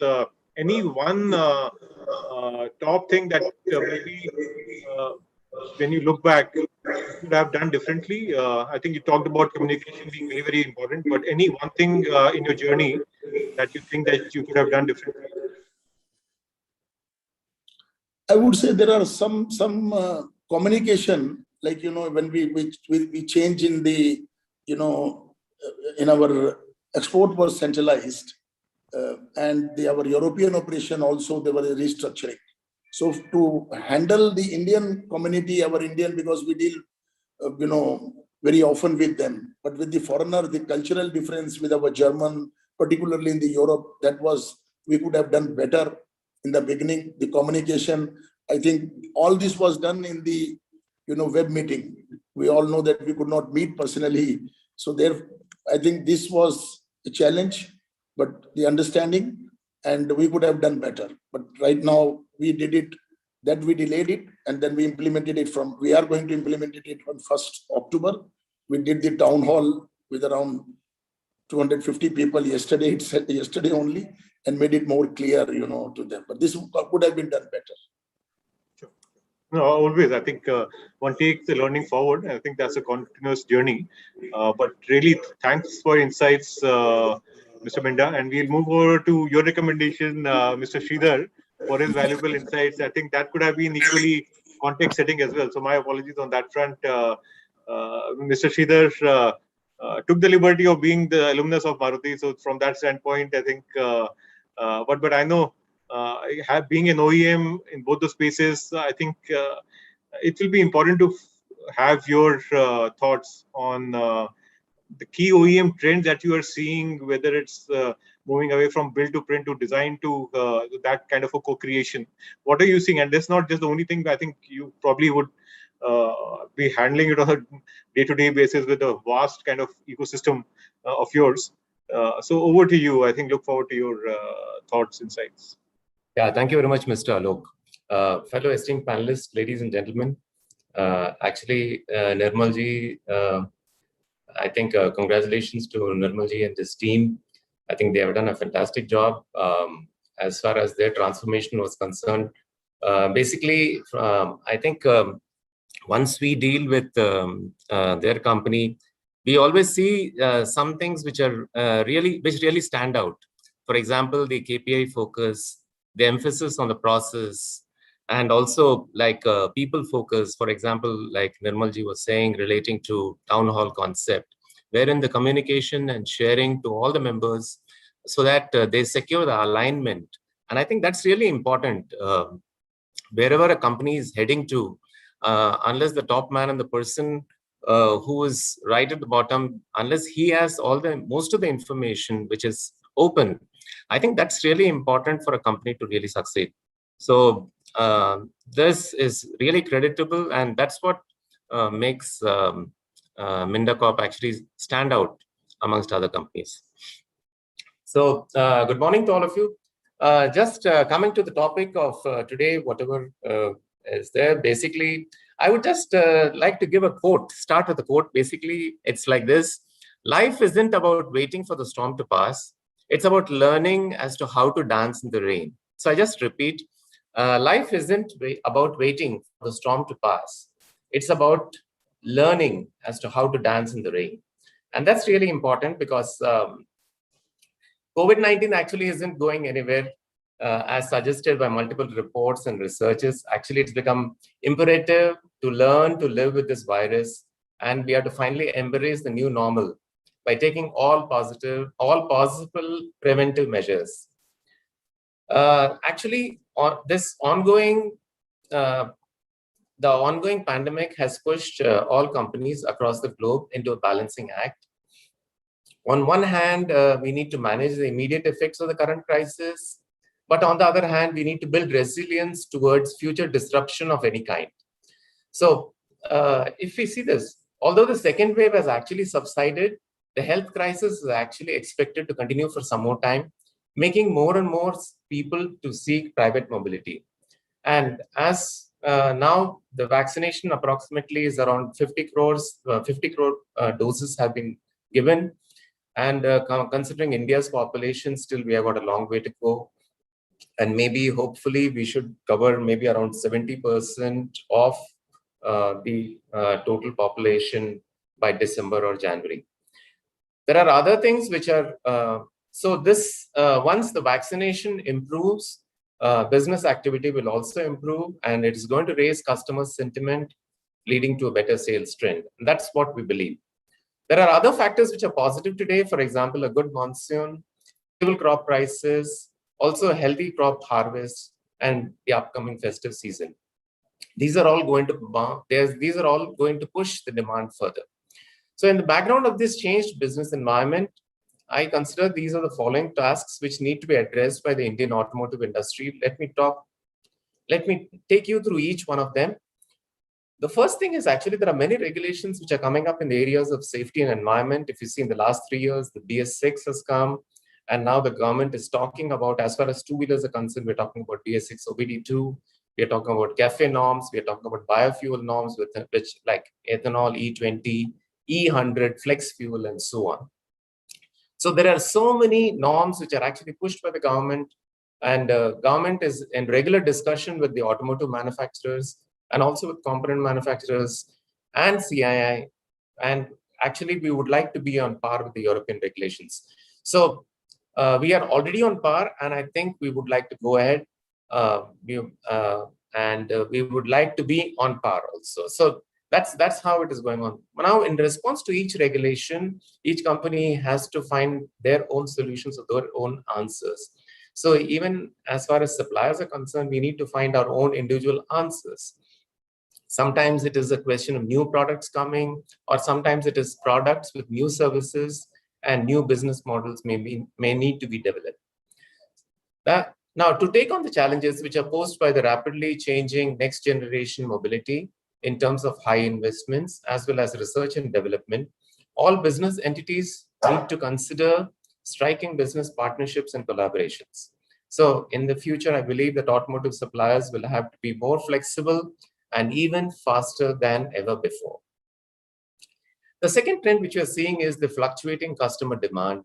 Ever since this pandemic set in, actually, the opening and closing of dealers in different parts of the country due to lockdowns in various states and the pent-up demands which are getting created and the inclination towards personal mobility, we have observed changes in customer buying pattern.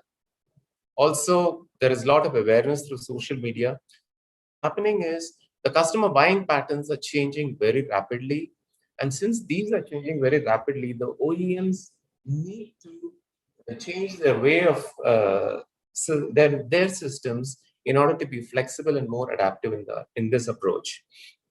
For this, it's also important that the suppliers must adapt and be flexible to rapidly changing customer demands. If you remember, maybe 3 to 4 years back, we used to give fixed production schedules with few minor changes, and most of the time, whatever we could say, we could achieve. But now the uncertainty which has been caused due to this pandemic, these have caused OEMs to respond to frequently fluctuating demands. So the suppliers also need to be flexible in their production processes and also adaptable to changes in the OEM's production schedule. The third thing which has happened is the recent crisis has actually brought many supply chain risks to the surface. High imports and also we are dependent on dependencies on single country has also disrupted manufacturing. For example, the electronic parts like microcontroller or semiconductors or IC shortages is one of the recent examples which comes to my mind. So one of the reasons is the deficiency in silicon wafers, and then afterwards converting the silicon wafers into the PCBs. And these mainly are coming from Taiwan and very few countries, this goes as base raw material in many electronic components. So there has been a drive, actually the OEMs have been discussing amongst themselves as to how to look for localization or alternate country procurement, or what strategies can be adopted for this. Of course, government is supporting through the loans and incentive schemes to promote Make in India, but the investment tune for this type of industry is very, very high. So it's not going to be so simple, so easy for even MNCs or outside companies to come and establish in India, nor Indian companies to take up, because the investment is to the tune of $6 to $8 billion US. Now, as regards this electronic scarcity, it's very difficult to address at this point of time, but I think suppliers must work upon building up inventories. We must go for some forward buying or forward contracts. These forward contracts are fraught with risks, but no matter, even then, we have to take risk in building up the inventories. The fourth Fourth trend which we're seeing is the raw material prices have gone up tremendously. Prices of steel, CRC sheets or ERW or tubes, or for example, they've gone up by 60% as compared to last year. Aluminum has gone by 50%, and precious metals like rhodium, palladium, they have also doubled as compared to the last year. Now, all raw material prices actually cannot pass on to the end customers. The end customers are already saddled with a 30 to 35% cost increase because of the introduction of BS6 and other regulations which have come. So it's very important that OEMs as well as the suppliers need to improve the productivity and efficiency and reduce fixed costs to the maximum possible extent. Also, we need to see for new CR ideas, whether it is logistics or whether it is the process or whether it is manpower or the way we deploy things. So we have to, there should be a new way of looking at things at this point of time. The fifth factor which I can see is clearly high labor migration. Basically, as compared to last year, this time the labor migration is lesser. Fortunately, the OEMs and the suppliers, most of the suppliers have been able to retain their trained manpower. However, now we should focus on skilling the manpower and acquire new set of skills. And it's going to be, and also we need to see as to how to retain them, as it is difficult to respond to changes in labor. Of course, we are talking about a third wave which is going to come. But I think rather than thinking about things which we cannot control, I think it's very important that what is it that we can do as a company to prepare for the next wave, because this is going to be never ending. Also, sixth, we can see that the model development times are reducing. And currently with the advent of prototyping, rapid prototyping, 3D printing, and Industry 4.0, with new technologies coming up, it's very important that the suppliers must respond by utilizing these technologies, and we need to reduce model development times. So that's another thing which we can see. These are the trends which are coming up. So all this will have to be supported by converting all functions and procedures to digitization. Currently, from HMSI standpoint, also, we are now thinking as to what all processes we can adopt so that we can go into the digitization mode. And maybe we have drawn up a broad roadmap for the next 2-3 years. So also, if you see, a hybrid way of working has taken up and work from home is becoming popular. So how do we promote this hybrid way of working and improve team spirit and motivation? So that's one thing we are also looking into. So digitization in processes for management and analysis for better controls and cost is the need of the hour. Auto players have started various endeavors for embracing digitization, like introduction of online purchase models to adapt to the new normal to serve customers. As of now, actually, both physical and virtual platforms are existing side by side. And many people want to interact with the dealer, want to go to a showroom, interact with the dealer, see the product, feel the product, sit in and test drive the vehicles before buying them. But these things will change slowly, and we are seeing some trends of change which are coming up. And also the last thing which I want to say is they expand for a reach of the automotive industry further into international markets. Currently, earlier we were exporting to countries, for example, which were in South America, but now we are exporting countries to the developed countries in Europe, US, as well as Japan. So the quality levels and expectations are very much different. And unless and until these expectations become a norm for us, which we call as the global quality, it's going to be very difficult for the suppliers and the OEMs to respond to the new customer requirements. So for this, an automated and integrated manufacturing setup will be required, which will make use of digitization in working and also intelligent processes, which will enable a high productivity, high quality product. So quality is going to remain the key to any business success. Quality first mindset is really required amongst all of us. And for achieving each of this, each manufacturer has to conduct an in-depth study, find out where they are, and what's the level they would like to, what's the global quality level, which is a requirement of the customer, and how do we adopt a lean management approach and chart a strategic course. So these are the things which we need to really work so that we are able to meet the customer requirements. Now, coming to the second part of the other thing, which so I would like to take a pause on this, and if there are any questions or any comments, then maybe I would be able to answer.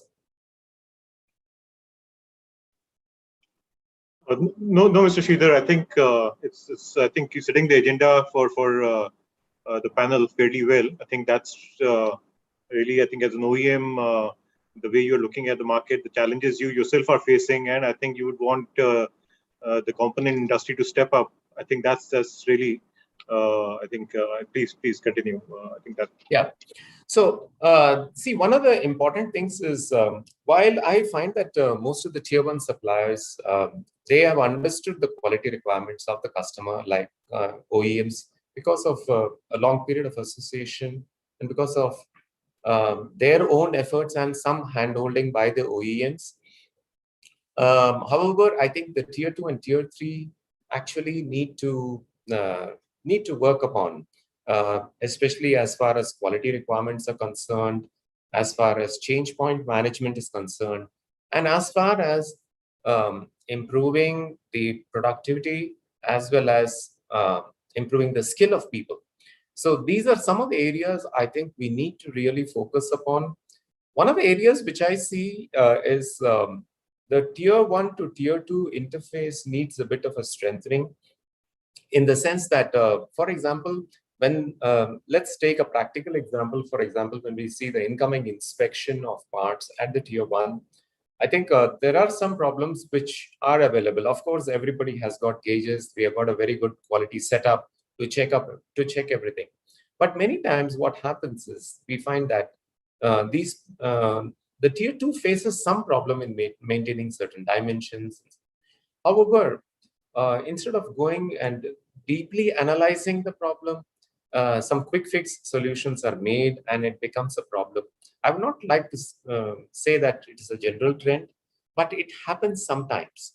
So I think this is one of the areas. This happens because maybe the skill of the people in solving problems at the tier 1 level needs a bit of maybe some type of input may be required from the OEM side. And that's one of the areas wherein we are ready to help out our suppliers.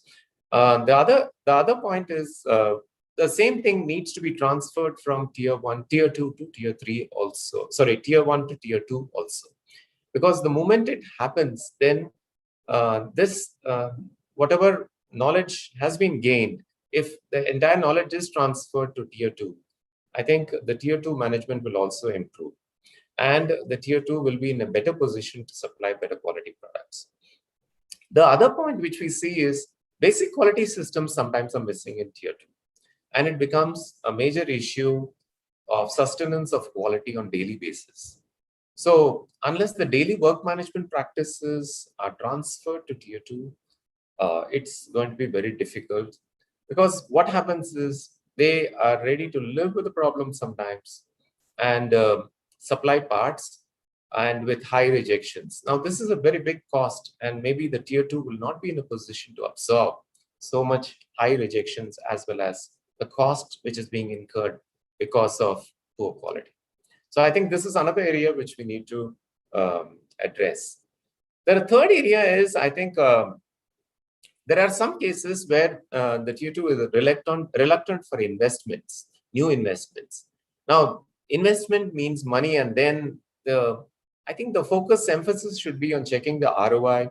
And if the ROI is very quick, I think the need for going for investment should not be a deterrent in this case. Of course, there are individual policies for individual companies. It's very difficult to point out. But I think one of the important areas is, once we improve the investments, or if we strengthen our production control systems by implementing simple Poka-yoke as well as low-cost Kaizens, it's possible to improve the yields as well as reduce manpower, as well as reducing rework and rejections. I think these are some of the areas if we can focus upon in tier 2 and tier 3, this will result in greater improvement of supplies to tier 1 and thereby to the OEM. That's all from me. Thank you. Yeah. Thanks, Mr. Sridhar. I guess a lot of insights there. I think the audience would have got a lot of takeaways from this in terms of what are you seeing from your vantage point, and also I think your recommendations for the OEM tier 1 interface, tier 1, tier 2 interface. I think those are really, I think, adds to the theme of the conference as well. And I loved in terms of the way you set up the agenda as well, that I think life isn't about wanting for the storm to pass. I think it's important that we learn to dance in the rain. I think that's something that will stay with me and with others. I think it really aptly puts in the current environment. And thanks for repeating it, because I think it took a couple of times to just get that. But it's a wonderful, I think, sentiment to have. And then I think, and that's a new normal, right? I think we have to live with disruption, live with the change, live with fluctuating demands. At the same time, come up with new products, look at newer markets like export markets. I think thanks for deep insights. I think really help on that. So with that, I guess I move over to the next panelists. And I think Manoj, you are still around. I guess you had some challenges. I know yesterday you were meeting Sachin Kulkarni, right? And you both called me saying, okay, both of you are going to be on the same conference with us. Yeah, that's right. So good to have you guys. I guess it's a small world, as we say. And I think that the question that I would pose to you is, I think maybe let's take off from Mr. Bhatt's kind of initial comments on the 9-gem strategy of Mahindra in terms of the way they ensure the learning happening across the group. And if you can just focus on, let's say, the efficiency learnings, how do you get that kind of socialized, and how do you learn from each other? I think that will be an interesting one for us to hear. And then I think what you can then share with us is how is that tier 1 and tier 2 interface for you working as well across the group companies. Over to you. Sure, thank you. Thank you, Alok. Thank you for having me on the panel. And good morning, everybody, or good afternoon, rather.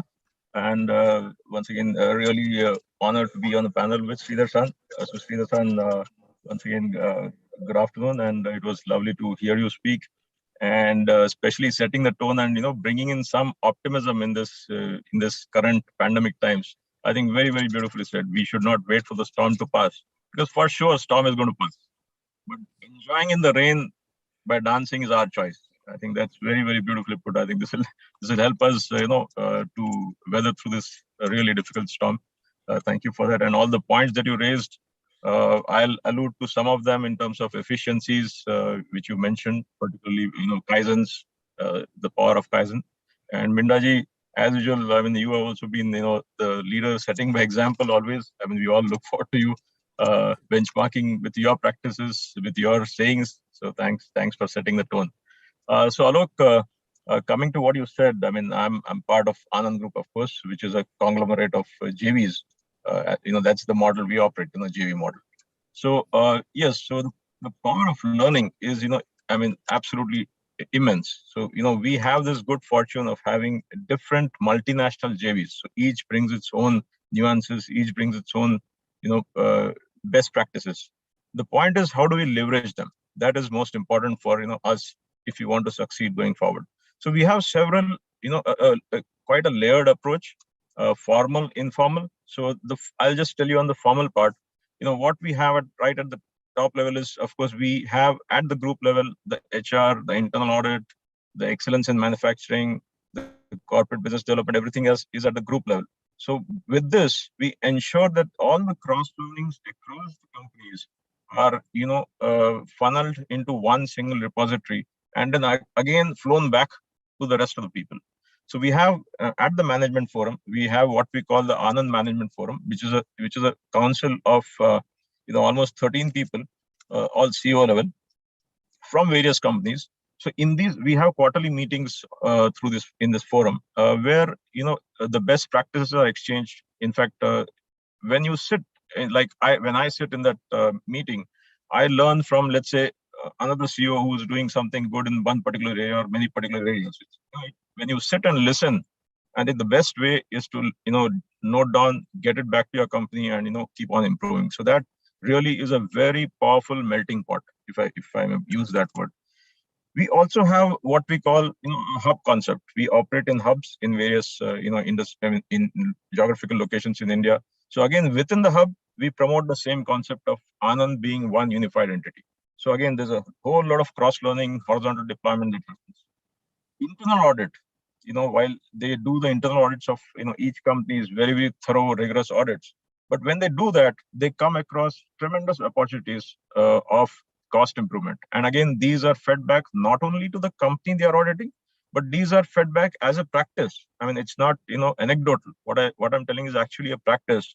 These are fed back to the rest of the companies in a structured manner and followed up to ensure that those small cost reduction ideas result into savings finally, or process improvement ideas for that matter. We also, Alok, we have job rotations. So we keep rotating people from one company to other company, whereby it improves the person, it improves his knowledge, his learning keeps on improving as he or she moves along different companies. And they are the best carriers of information. They are like those butterflies which take nectar from one flower to the other flower, and keep pollinating different different plants. So that's the beauty of the whole concept of job rotation, which we again do very, very well, since again human resources at a central level. We also have a lot of common group initiatives like excellence in manufacturing, innovation driven at group level, Six Sigma driven at group level, Anand House of Quality, which is driven again at group level. So these are various mechanisms by which we ensure that this knowledge, to answer your question, is transferred, first gathered, then transmitted and implemented across various companies. I think this has been really helpful for us. And I think there is no end to learning. As everybody says, the day you stop learning is the day you go into your grave. That's very, very clear. So we have to be continually learning from anything and everything, and we try to do it in a structured and also an informal way. So that's about the way we do, to answer your question. Now coming to the efficiency improvement part, I would like to draw upon what Sridhar said about he said about Kaizens, which is so very important. And this word of continuous improvement is sometimes we always go for the big bang, or the breakthrough, which is of course important. But we all have to remember that breakthrough happens once in probably, in 100 tries, one breakthrough will happen. But what you can definitely do and what is in your control is this continuous improvement, step by step, keep on improving. That is, simply immense. As they say, there is no bigger room in this world than the room for improvement. Now let's look at a car. A car typically has 2,500 parts. And each part further has, is made up of a few other small parts which are got from tier 2, tier 3. So give or take, let's say there'll be 40,000-50,000 individual parts going inside the car. So it's so complex. The whole chain is so complex.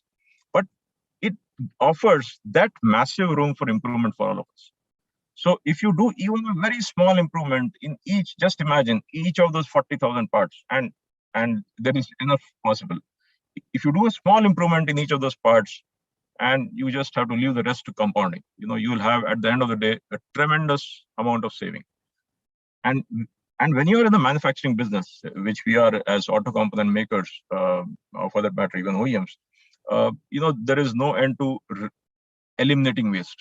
I think that is the only thing that we have to continuously, day in, day out, just try to squeeze out waste from the system, and thereby improve your profitability and help your customers, succeed in the market. So we never should underestimate the power of continuous improvement, or Kaizens as the world knows it for.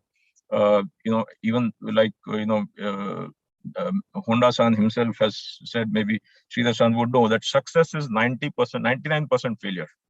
So, you only 1% is probably successful, but the rest is failure. But that is failure is actually a learning to do the next new improvement. So that's extremely important, in the way we go about things. And of course, even if you take an example from an industry which is outside our own, we all know of the famous example of IKEA, which I shared with my team also a few days back. IKEA is the world's the furniture shop, and all of us must have gone to IKEA and seen what a fantastic experience it is, and what fantastic products at unbelievable prices. So what IKEA keeps doing is they keep finding ways of just eliminating waste. If one particular thing costs 100 rupees, can we re-engineer the packaging? Can we re-engineer the logistics by reducing it, bring it down to 50 rupees, bring it down to 25 rupees? And that's the whole philosophy of IKEA. So even in areas which are not related, to automotive, people are doing such immense wonders. I think we can, with this scope of parts, like I said, 50,000 parts available for us to do continuous improvement. I think a whole lot can be done. So that's one thought. And of course, in terms of formal continuous cost reduction, there is again no shortcut to detailing. You have to look at each and every element of the cost, be it overhead cost, fixed cost, material cost, energy cost, logistics, or what have you. And each has to be driven like religion to see how can we squeeze out waste. And this is what we do in our company in Gabriel, in our company, in our group at Anand Group as well. And we have seen that we have been able to, at least even in these pandemic times, despite the sales dropping, significantly in the last year, particularly, and in this year in May, it has helped us reduce our break even and helped us stay afloat, and thereby, for us to meet the customer demand and support the customer to the best possible extent. So these are, very quickly, a few things that I thought, Alok, that I can share. And one thing is the digitalization initiative, which again, Sridhar-san alluded to. That's extremely becoming, a very, very great tool for us to leverage this further, I think. And we have only scratched, in my view, the industry. In fact, let's say Gabriel or even Anand Group is taking early steps, but immense potential there, and we keep learning from OEs in that aspect. And that journey is, fortunately, I must say, it's just begun. So there is, I'm sure there's a lot of scope for us to improve our efficiencies going forward. So those are very quickly few things that, Alok, I had to share with you. No, I think immense questions. Yeah, I think immense insights for the group, for the wider audience. I think that's something, and I'll probably take away some of these things, both with ACMA and yourself, in terms of can we replicate an Anand kind of environment for non-related companies, right? Can we have a CEO forum, let's say, for medium enterprise together, where I think such learnings can happen, and I think maybe similar benefits can be. So I'll just take that as a follow-on after this conference. But I think great insights. Just a quick check. I think in terms of your overall supplier base across all your group entities, what would that be like? Would you have a number? A number would be, again, across the group, it would be difficult, but it should be around 1,200 suppliers. And in fact, we have also taken an initiative of, at Anand Group level, we take it very seriously. The point that Sridhar-san made is so very valid. We as tier ones get a lot of support, a lot of learning from from OEMs, but we try to disseminate that to tier twos. So we have this VSME philosophy, visionary small and medium enterprises, which we do along with the JICA, the Japanese Corporation Agency. And we actually invest a lot from our side to help and handhold the suppliers to improve their efficiencies, to improve their quality, to improve the management of this fluctuation, which again, Sridhar-san, you had brought out very nicely, is the fluctuation of demand. So the whole thing is about flow management. So we do a lot of these exercises. We also help them with compliances, because we find compliances are very, unfortunately, very poor at tier 2 levels. So we try to help them with compliances, safety, health. So this is something, is one of very founding principles of Mr. Anand when he founded this, that suppliers have always to be taken care of. I think that's, very, very seriously done at Anand Group.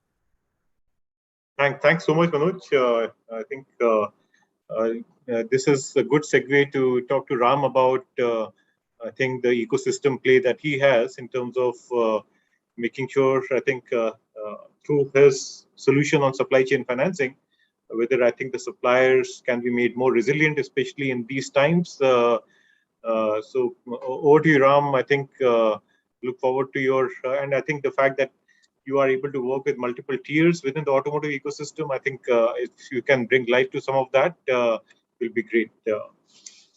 Thank you, Alok. I hope I'm audible. Yes. Super. Thank you so much for having me part of this panel. I think the learnings from this session has been immense. So thank you for that. Just to set context, what I can do is, I can very quickly run over what we at Credible do and, what our experience in the automotive industry specifically has been. So, just to give you a very quick overview on Credible, we are India's largest working capital platform.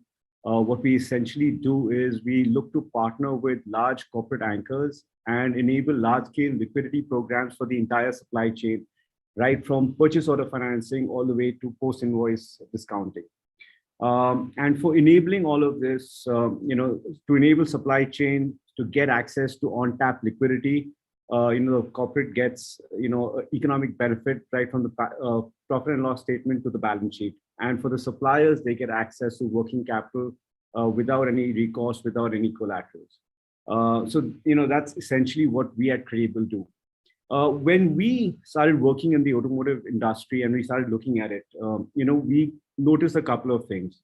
One is, while supply chain financing is prevalent in the industry, it is limited to only say 10 to 15% of the OEM's supplier base, right? Not everybody has access to supply chain financing, which was the one part that we noticed.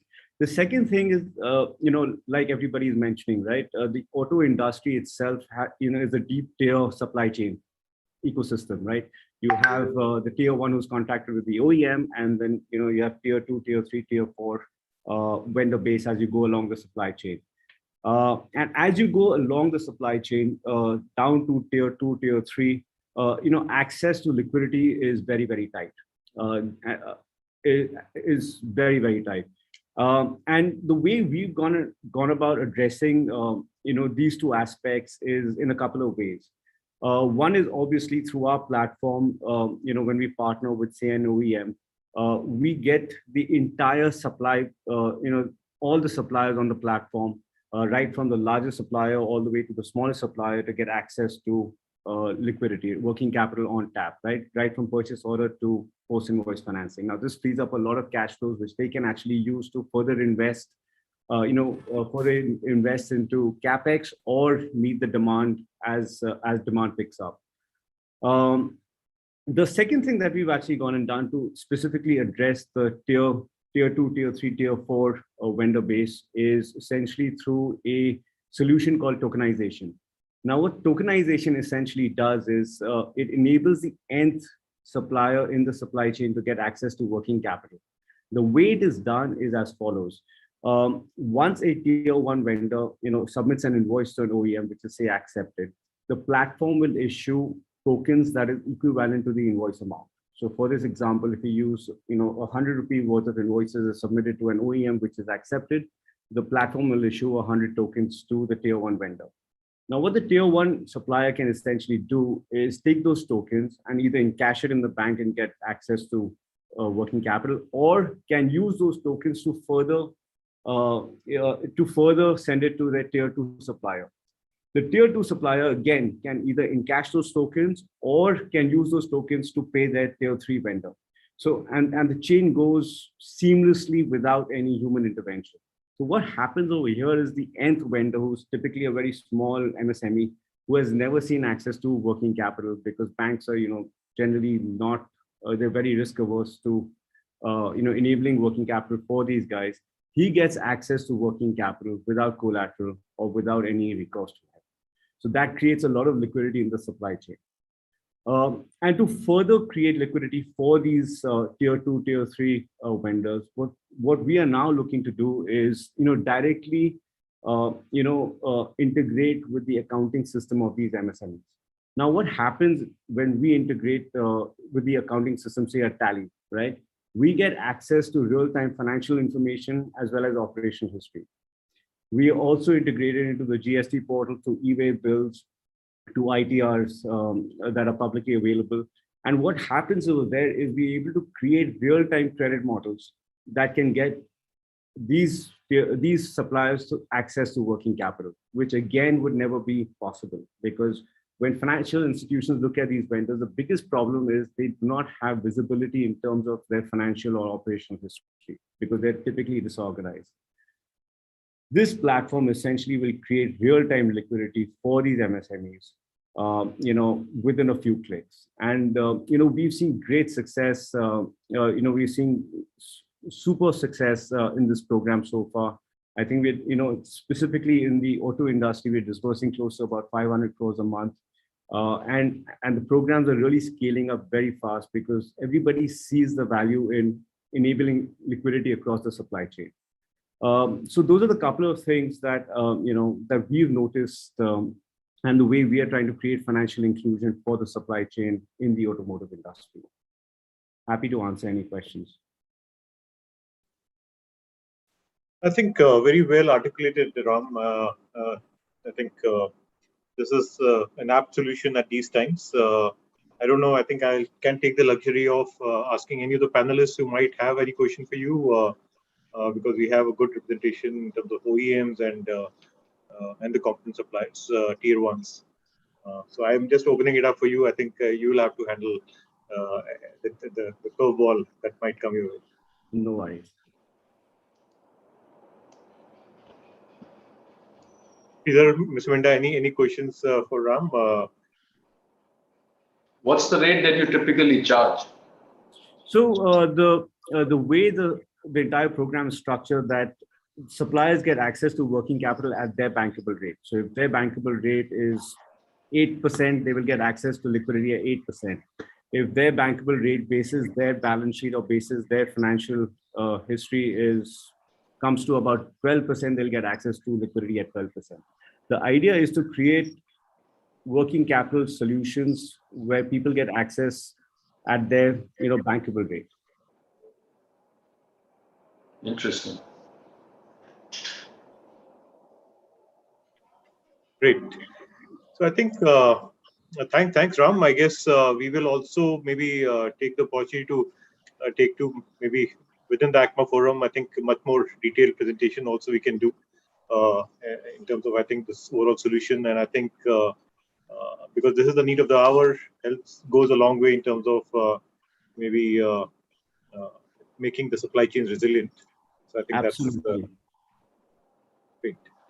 Super. That brings me to, I think, Sunil. Thanks for a patient hearing and an illustrious career on the automotive side. If you can, I think, throw the light on abilities journey itself in terms of, I think, the point that Sridhar-san raised, that the way you are interacting with your tier 2s and tier 3s, that would be good. And any other imperatives that were mentioned by Mr. Sridhar in terms of from a cost and efficiency standpoint.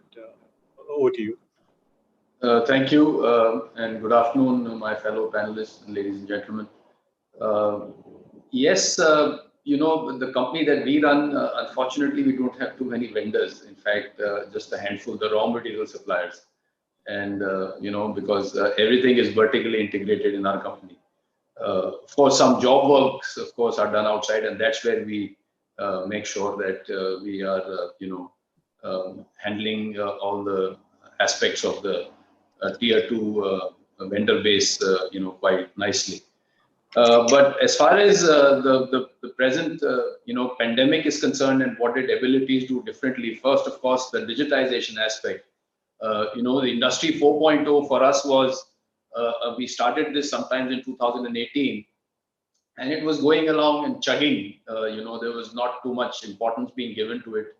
And of course, there was resistance. If you get in new things, then there is always resistance. But the pandemic changed all that, and we realized that if Industry 4.0 and digitization is not on the top of our agenda, it's going to be a different ball game than what we anticipated, and we'll probably continue to do what we were doing pre-pandemic. So that is now a live reality in our company. All our workstations, the final workstations across all our 5 different units within the same campus. We have a campus here right at the Delhi UP border, which is about 5 acres, and everything is done inside here. So everything is now digitalized and Industry 4.0 compliant. In fact, our OEMs are quite happy, the Indian foreign ones. In fact, 50% of our business is exports. So, that helps us a lot. And the other thing that we did just pre-pandemic was we filed 2 patents. And now we are strongly a innovation-driven, patent-driven company. And our patents have been published, and shortly we are going to defend them. But already that is getting us a lot of business from India and overseas, especially in terms of the ethanol 20 content that's just been announced. And this was, my strong belief that ethanol would definitely, rise up the percentages in gas. And that's why we developed special coatings for our products. And now that is playing out to the gallery, and OEMs here and overseas are, of course, asking us to plate their pistons and cylinders accordingly. And we strongly believe that our products should be QC DDP driven. And once our customer he or she has used our product, he should continuously aspire to use an AIP product. And that, I think, is the key factor, whether you are an MSME or we are an MSME, but we still believe that we have to break from the shackles of the past and live according to the post-pandemic world, which means that you have to be taking things as they come, but have a strategy in place. So what we did during the first lockdown of 45 days, we did not let that go in vain. So we devised with our HODs and second in command, we had daily meetings for those 45 days over Zoom and what have you, all these VC links. And we created roadmaps so that all those things that we were, you gave that slide in the initial thing, health, and all these cultural issues. And we decided to break all of them. And we said, we have to tackle these. Otherwise, we are never going to get outside this MSME mindset.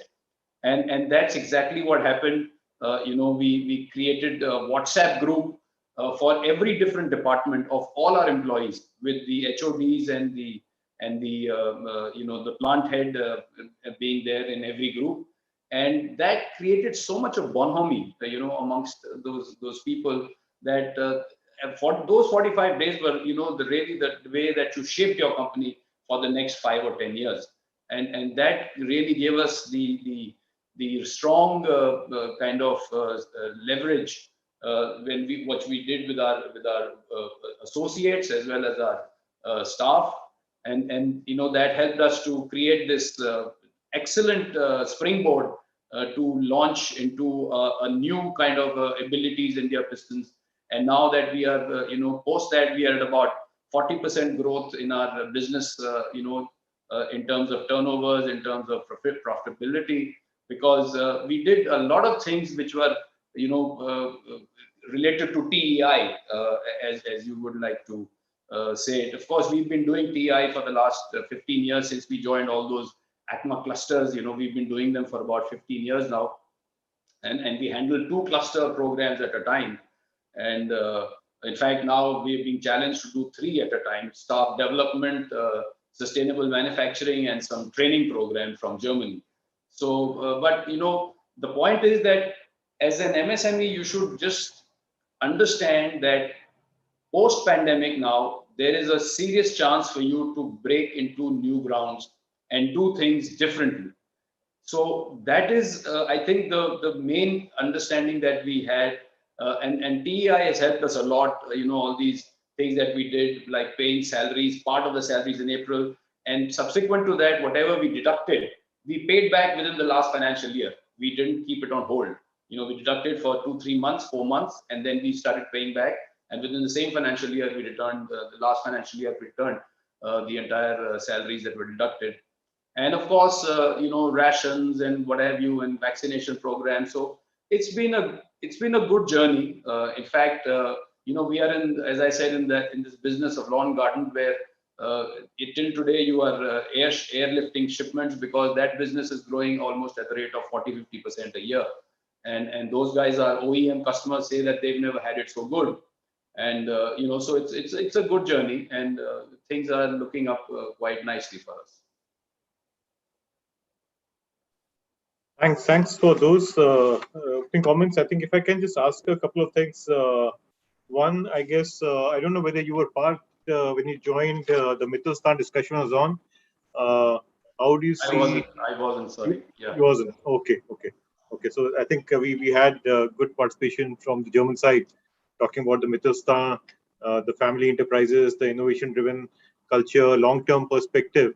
I think definitely learnings for our own MSMEs, and the fact that it plays such a crucial role for the German industry. I think that's something similar to what. Absolutely, Alok. I have studied this Mittelstand structure quite nicely, and we have 3 German customers, and they always tell us that that is the way for Indian companies to go. Of course, they define a Mittelstand probably at 50 million euros, but turnover. But that doesn't matter. I mean, if you are at 200, 150, 200 crores, that is a fairly nice size to be being an MSME here. And yes, innovation is now the key. If you're just a build-to-print company, you are in serious trouble of being replaced. So innovation, driving for patents, and that is the way forward. Just taking out a print from an OEM, aspiring to do that business, well, any day you're going to be replaced by somebody from India or overseas. So you have to go the innovation route, and look at the Germans where they are today. So yes, you're right. No, absolutely. Thanks for that, and it's good to understand your innovation journey. I think very inspiring. The fact that you're doing on the coating design, I think that definitely is I think a need of the hour. Just seeing some of those highlights in terms of India driving towards ethanol. I think I was just reading the impact on the sugar market globally. So right now, I think a lot of people who are actually sourcing sugar from us, I think they will have to find other sources. But I think that's the name of the game, right? So I'm sure there's somebody else will innovate there. But good to know that. You 50% of your turnover is exports. Right. How do you see that going in terms of one? As an MSME, it's a big piece in terms of that probably means I think a lot of agility is there in terms of what the way you have served your customers. Can you shed some light? Sure. I think business is growing, and this particular year we'll grow at about 40%. And from last year we were 46% exports. This year, now the first quarter has shown that we are at 51% exports, and we plan to be a 50-50 company.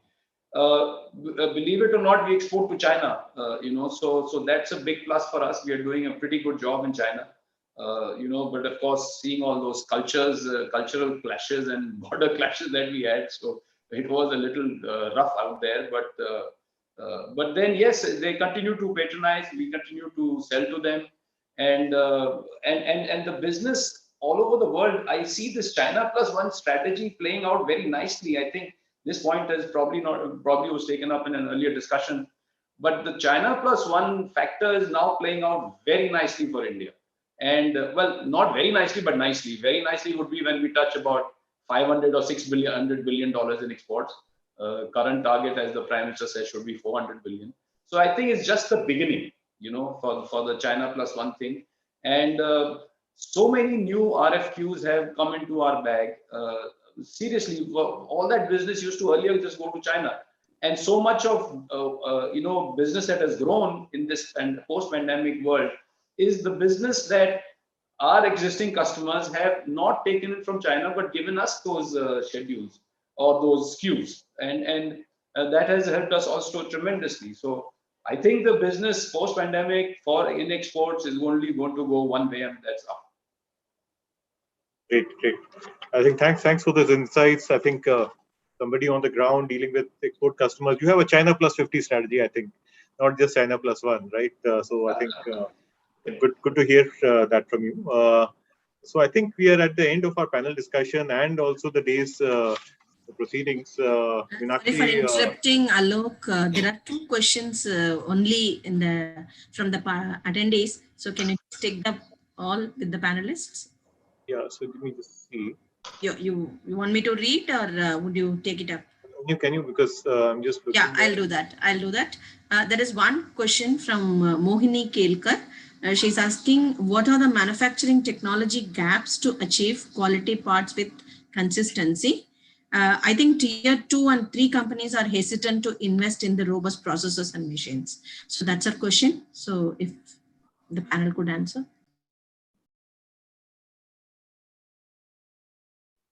I think Sridhar San should be, I think, the right person to answer this. Please, sir. Okay, thank you very much for this question. See, if I see from the technology gap point of view, in order to achieve quality consistency of parts, one of the things is the reliability of machines. So the machines which are getting invested in tier 2 and tier 3, basically they are low cost machines. And the problem is, see, earlier, I think where the manual content is higher. So the manual content has to be reduced to a great extent, to a significant extent, if you want to reduce variations. So if that is the thing, then first thing is they need to go from, they need to invest in reliable machines. That's one. Second thing, what I find is the process focus in tier 2 is much lesser as compared to tier 1. So maybe because the quality systems or the systems which we are talking for producing a good product, they need improvement at tier 2. The focus is on more on the type and also the type of manpower which is involved. Most of them are contractual manpower, and there is a change in manpower on a daily basis. So the process adherence becomes very difficult. That's the second point. The third point of focus is, I think, see, there are some other things like material handling, logistics, and others. See, material handling is very important. It is normally, it's not a technology item, it looks like. But actually, it's a key to actually running the business very efficiently. So that is one of the areas which is normally missed out. Actually, what happens is, for example, people think they need to invest. So when you go for investments, if you go for a robotic, let's say, welding setup, in just opposed to a manual welding setup, if you see, manual welding setup will create a lot of rework and rejections. And then you need, because of the consistency of manpower, if you have very good trained manpower, there is no problem. But if your manpower is going to change, it's going to be very difficult. But a robotic welding will actually give you the. Now the problem is, why do we invest in robotic welding or positioner and so on? So these are the things which I think we need to. They may be basic things, but these are the basic things which do not get addressed, and then we don't make parts with good consistency.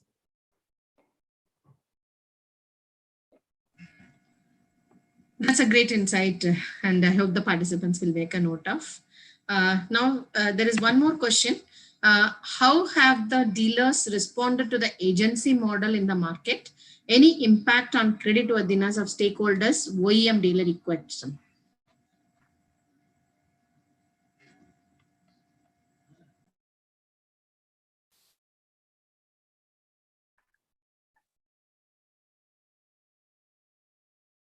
Mr. Sridhar?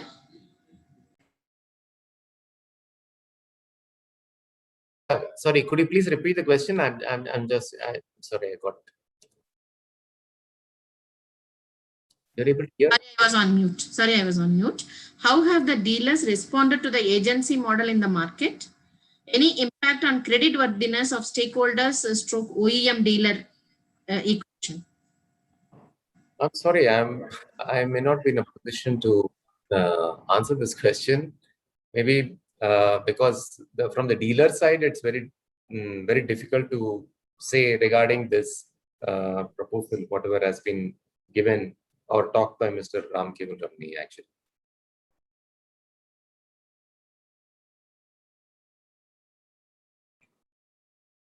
So Meenakshi, we will probably, I think, revert to them later on this specific question in terms of on the dealer side. Yeah, because I think you're right. There is a disruption happening on the dealer side as well, and I think it will be the right. I think let's get the right person to respond on that one, because I think we have alluded to the fact that there is a digital and physical coexisting and a phygital model coming into play. And I think it has great ramifications in terms of the way the landscape is going to evolve. So, right.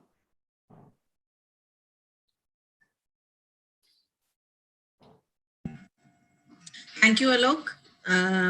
We are coming to the fag end of the panel discussion session. And thank you all the panelists, Mr. Ram K. Balramani, Mr. V. Sridhar, Mr. Nirmal Minda, Mr. Manoj Kulatkar, and Mr. Sunil Arora. Thank you for your valuable inputs in that panel discussion session. Now I would like to invite Mr. J.S. Rangar, the chairman of the conference and chairman of SME and Supply Chain Management Committee of ACMA, to come and wrap up the session. Thank you. Thank you, Meenakshi. And thank you very much, Alok. You moderated a very interesting session with very interesting insights that have been provided. To sum up today's event, I'd like to thank Mr. Manoj Bhatt, who our chief guest today, who really set the tone for the proceedings that we have gone through. Alok, to you for your theme presentation and also for moderating this session so beautifully. It's been a very interesting session. In the first session, we had Mr. Kulkarni from Volkswagen, and it was very heartening to learn from him that the high level of localization that they have achieved in the new launch that they have just completed, and the one that is in the offing, almost to the extent of 95% or 96%, I think he mentioned, which perhaps is a first for an international OEM operating in India.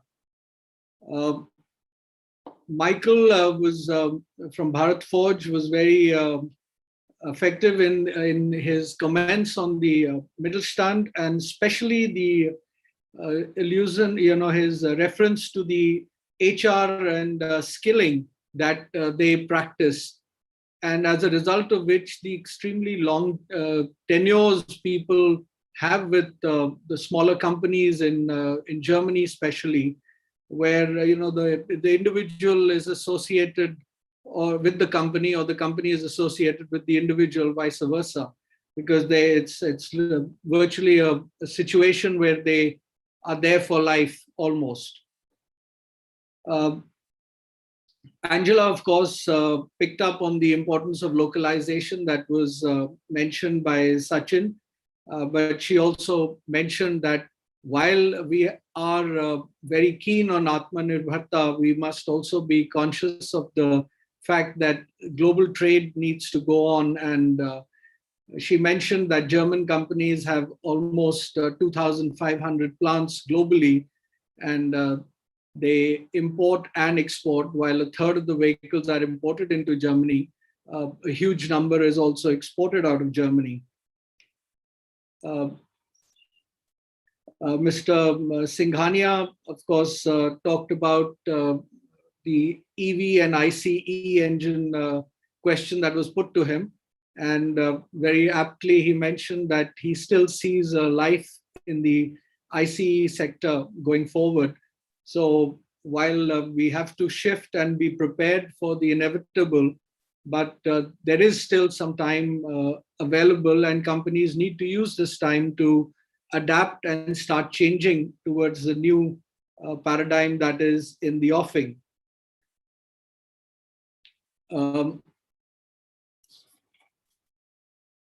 Mr. Minda, of course, as always, it's a pleasure, sir, to have you, and thank you so much for accepting our invitation to be here. It's so heartening to hear about the journey of your group. I, of course, have had the opportunity and pleasure of sitting with you and talking about it personally. So you have shared with me the greater details of your journey, which are so inspiring. And it's amazing, how you have changed what was a small family business into this huge conglomerate today. And the one thing that you mentioned, which is that you have never changed your philosophy over all these years and through the entire journey. That is, I think, the key to your success, sir. Mr. Sridhar, thank you so much for your wonderful presentation.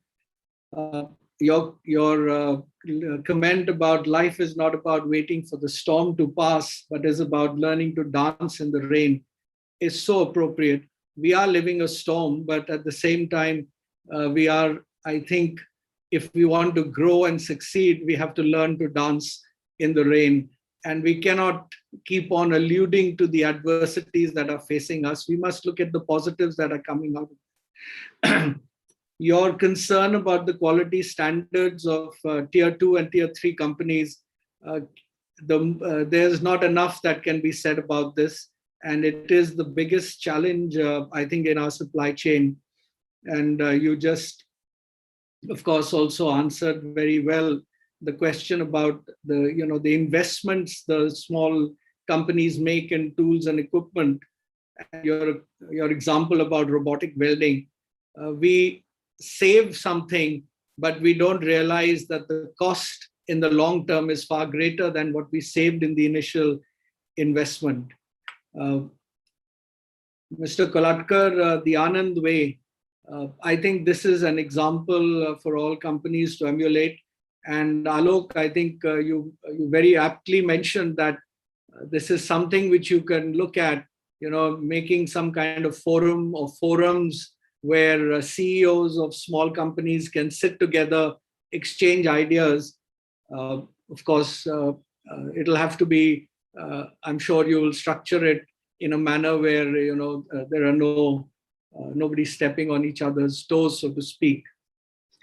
Mr. Keval Ramani, it was very nice to understand from you the options you have for funding of MSMEs and the supply chain. And I think Mr. Arora's question was on top of everybody's minds as to what is the rate you will charge. And you answered that very aptly. So I think you'll have a lot of takers after this webinar is over who would want to understand more from you the nuances of your offerings. My dear friend Sunil, his company is, I think, a shining example of what an MSME can do and achieve. From being a company years ago which was focused on the aftermarket completely, to have 50% exports, a huge amount of which comes out of China.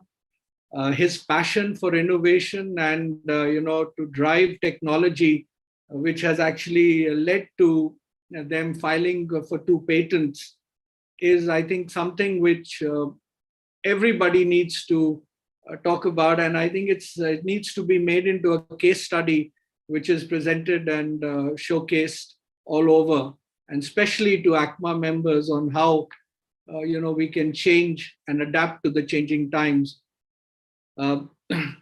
Last but not least, I must thank Meenakshi and Niladri, without whose efforts this webinar would not have been possible, and also to the entire ACMA Secretariat for their painstaking work and the immense amount of hours they put together to put together today's session. Once again, I'd like to thank you all, ladies and gentlemen, and especially to all the panelists, Nirmalji, Mr. Sridhar, Sunil, Manoj, Mr. Keval Ramani, all of you who are present here, for making this a very interesting morning. Thank you very much, and have a good day and stay safe. Congratulations. Well done. Thank you. Well done. Thank you, sir. Thank you. I would like to thank Grant Thornton, Alok, Saket, and Vivek, Vicky as well. for their support in designing this and the conceptualizing and then execution. Thank you all. Thanks each and everyone who had been a part of this Thank you. event in making Thank you. this. Thank you, Sridharji. Thank you, Meenakshi. Thank you. Thank you, Mr. Rangat. Thank you, Mr. Alok. Thank you, everyone. Thank you, everybody. Thank you, everyone.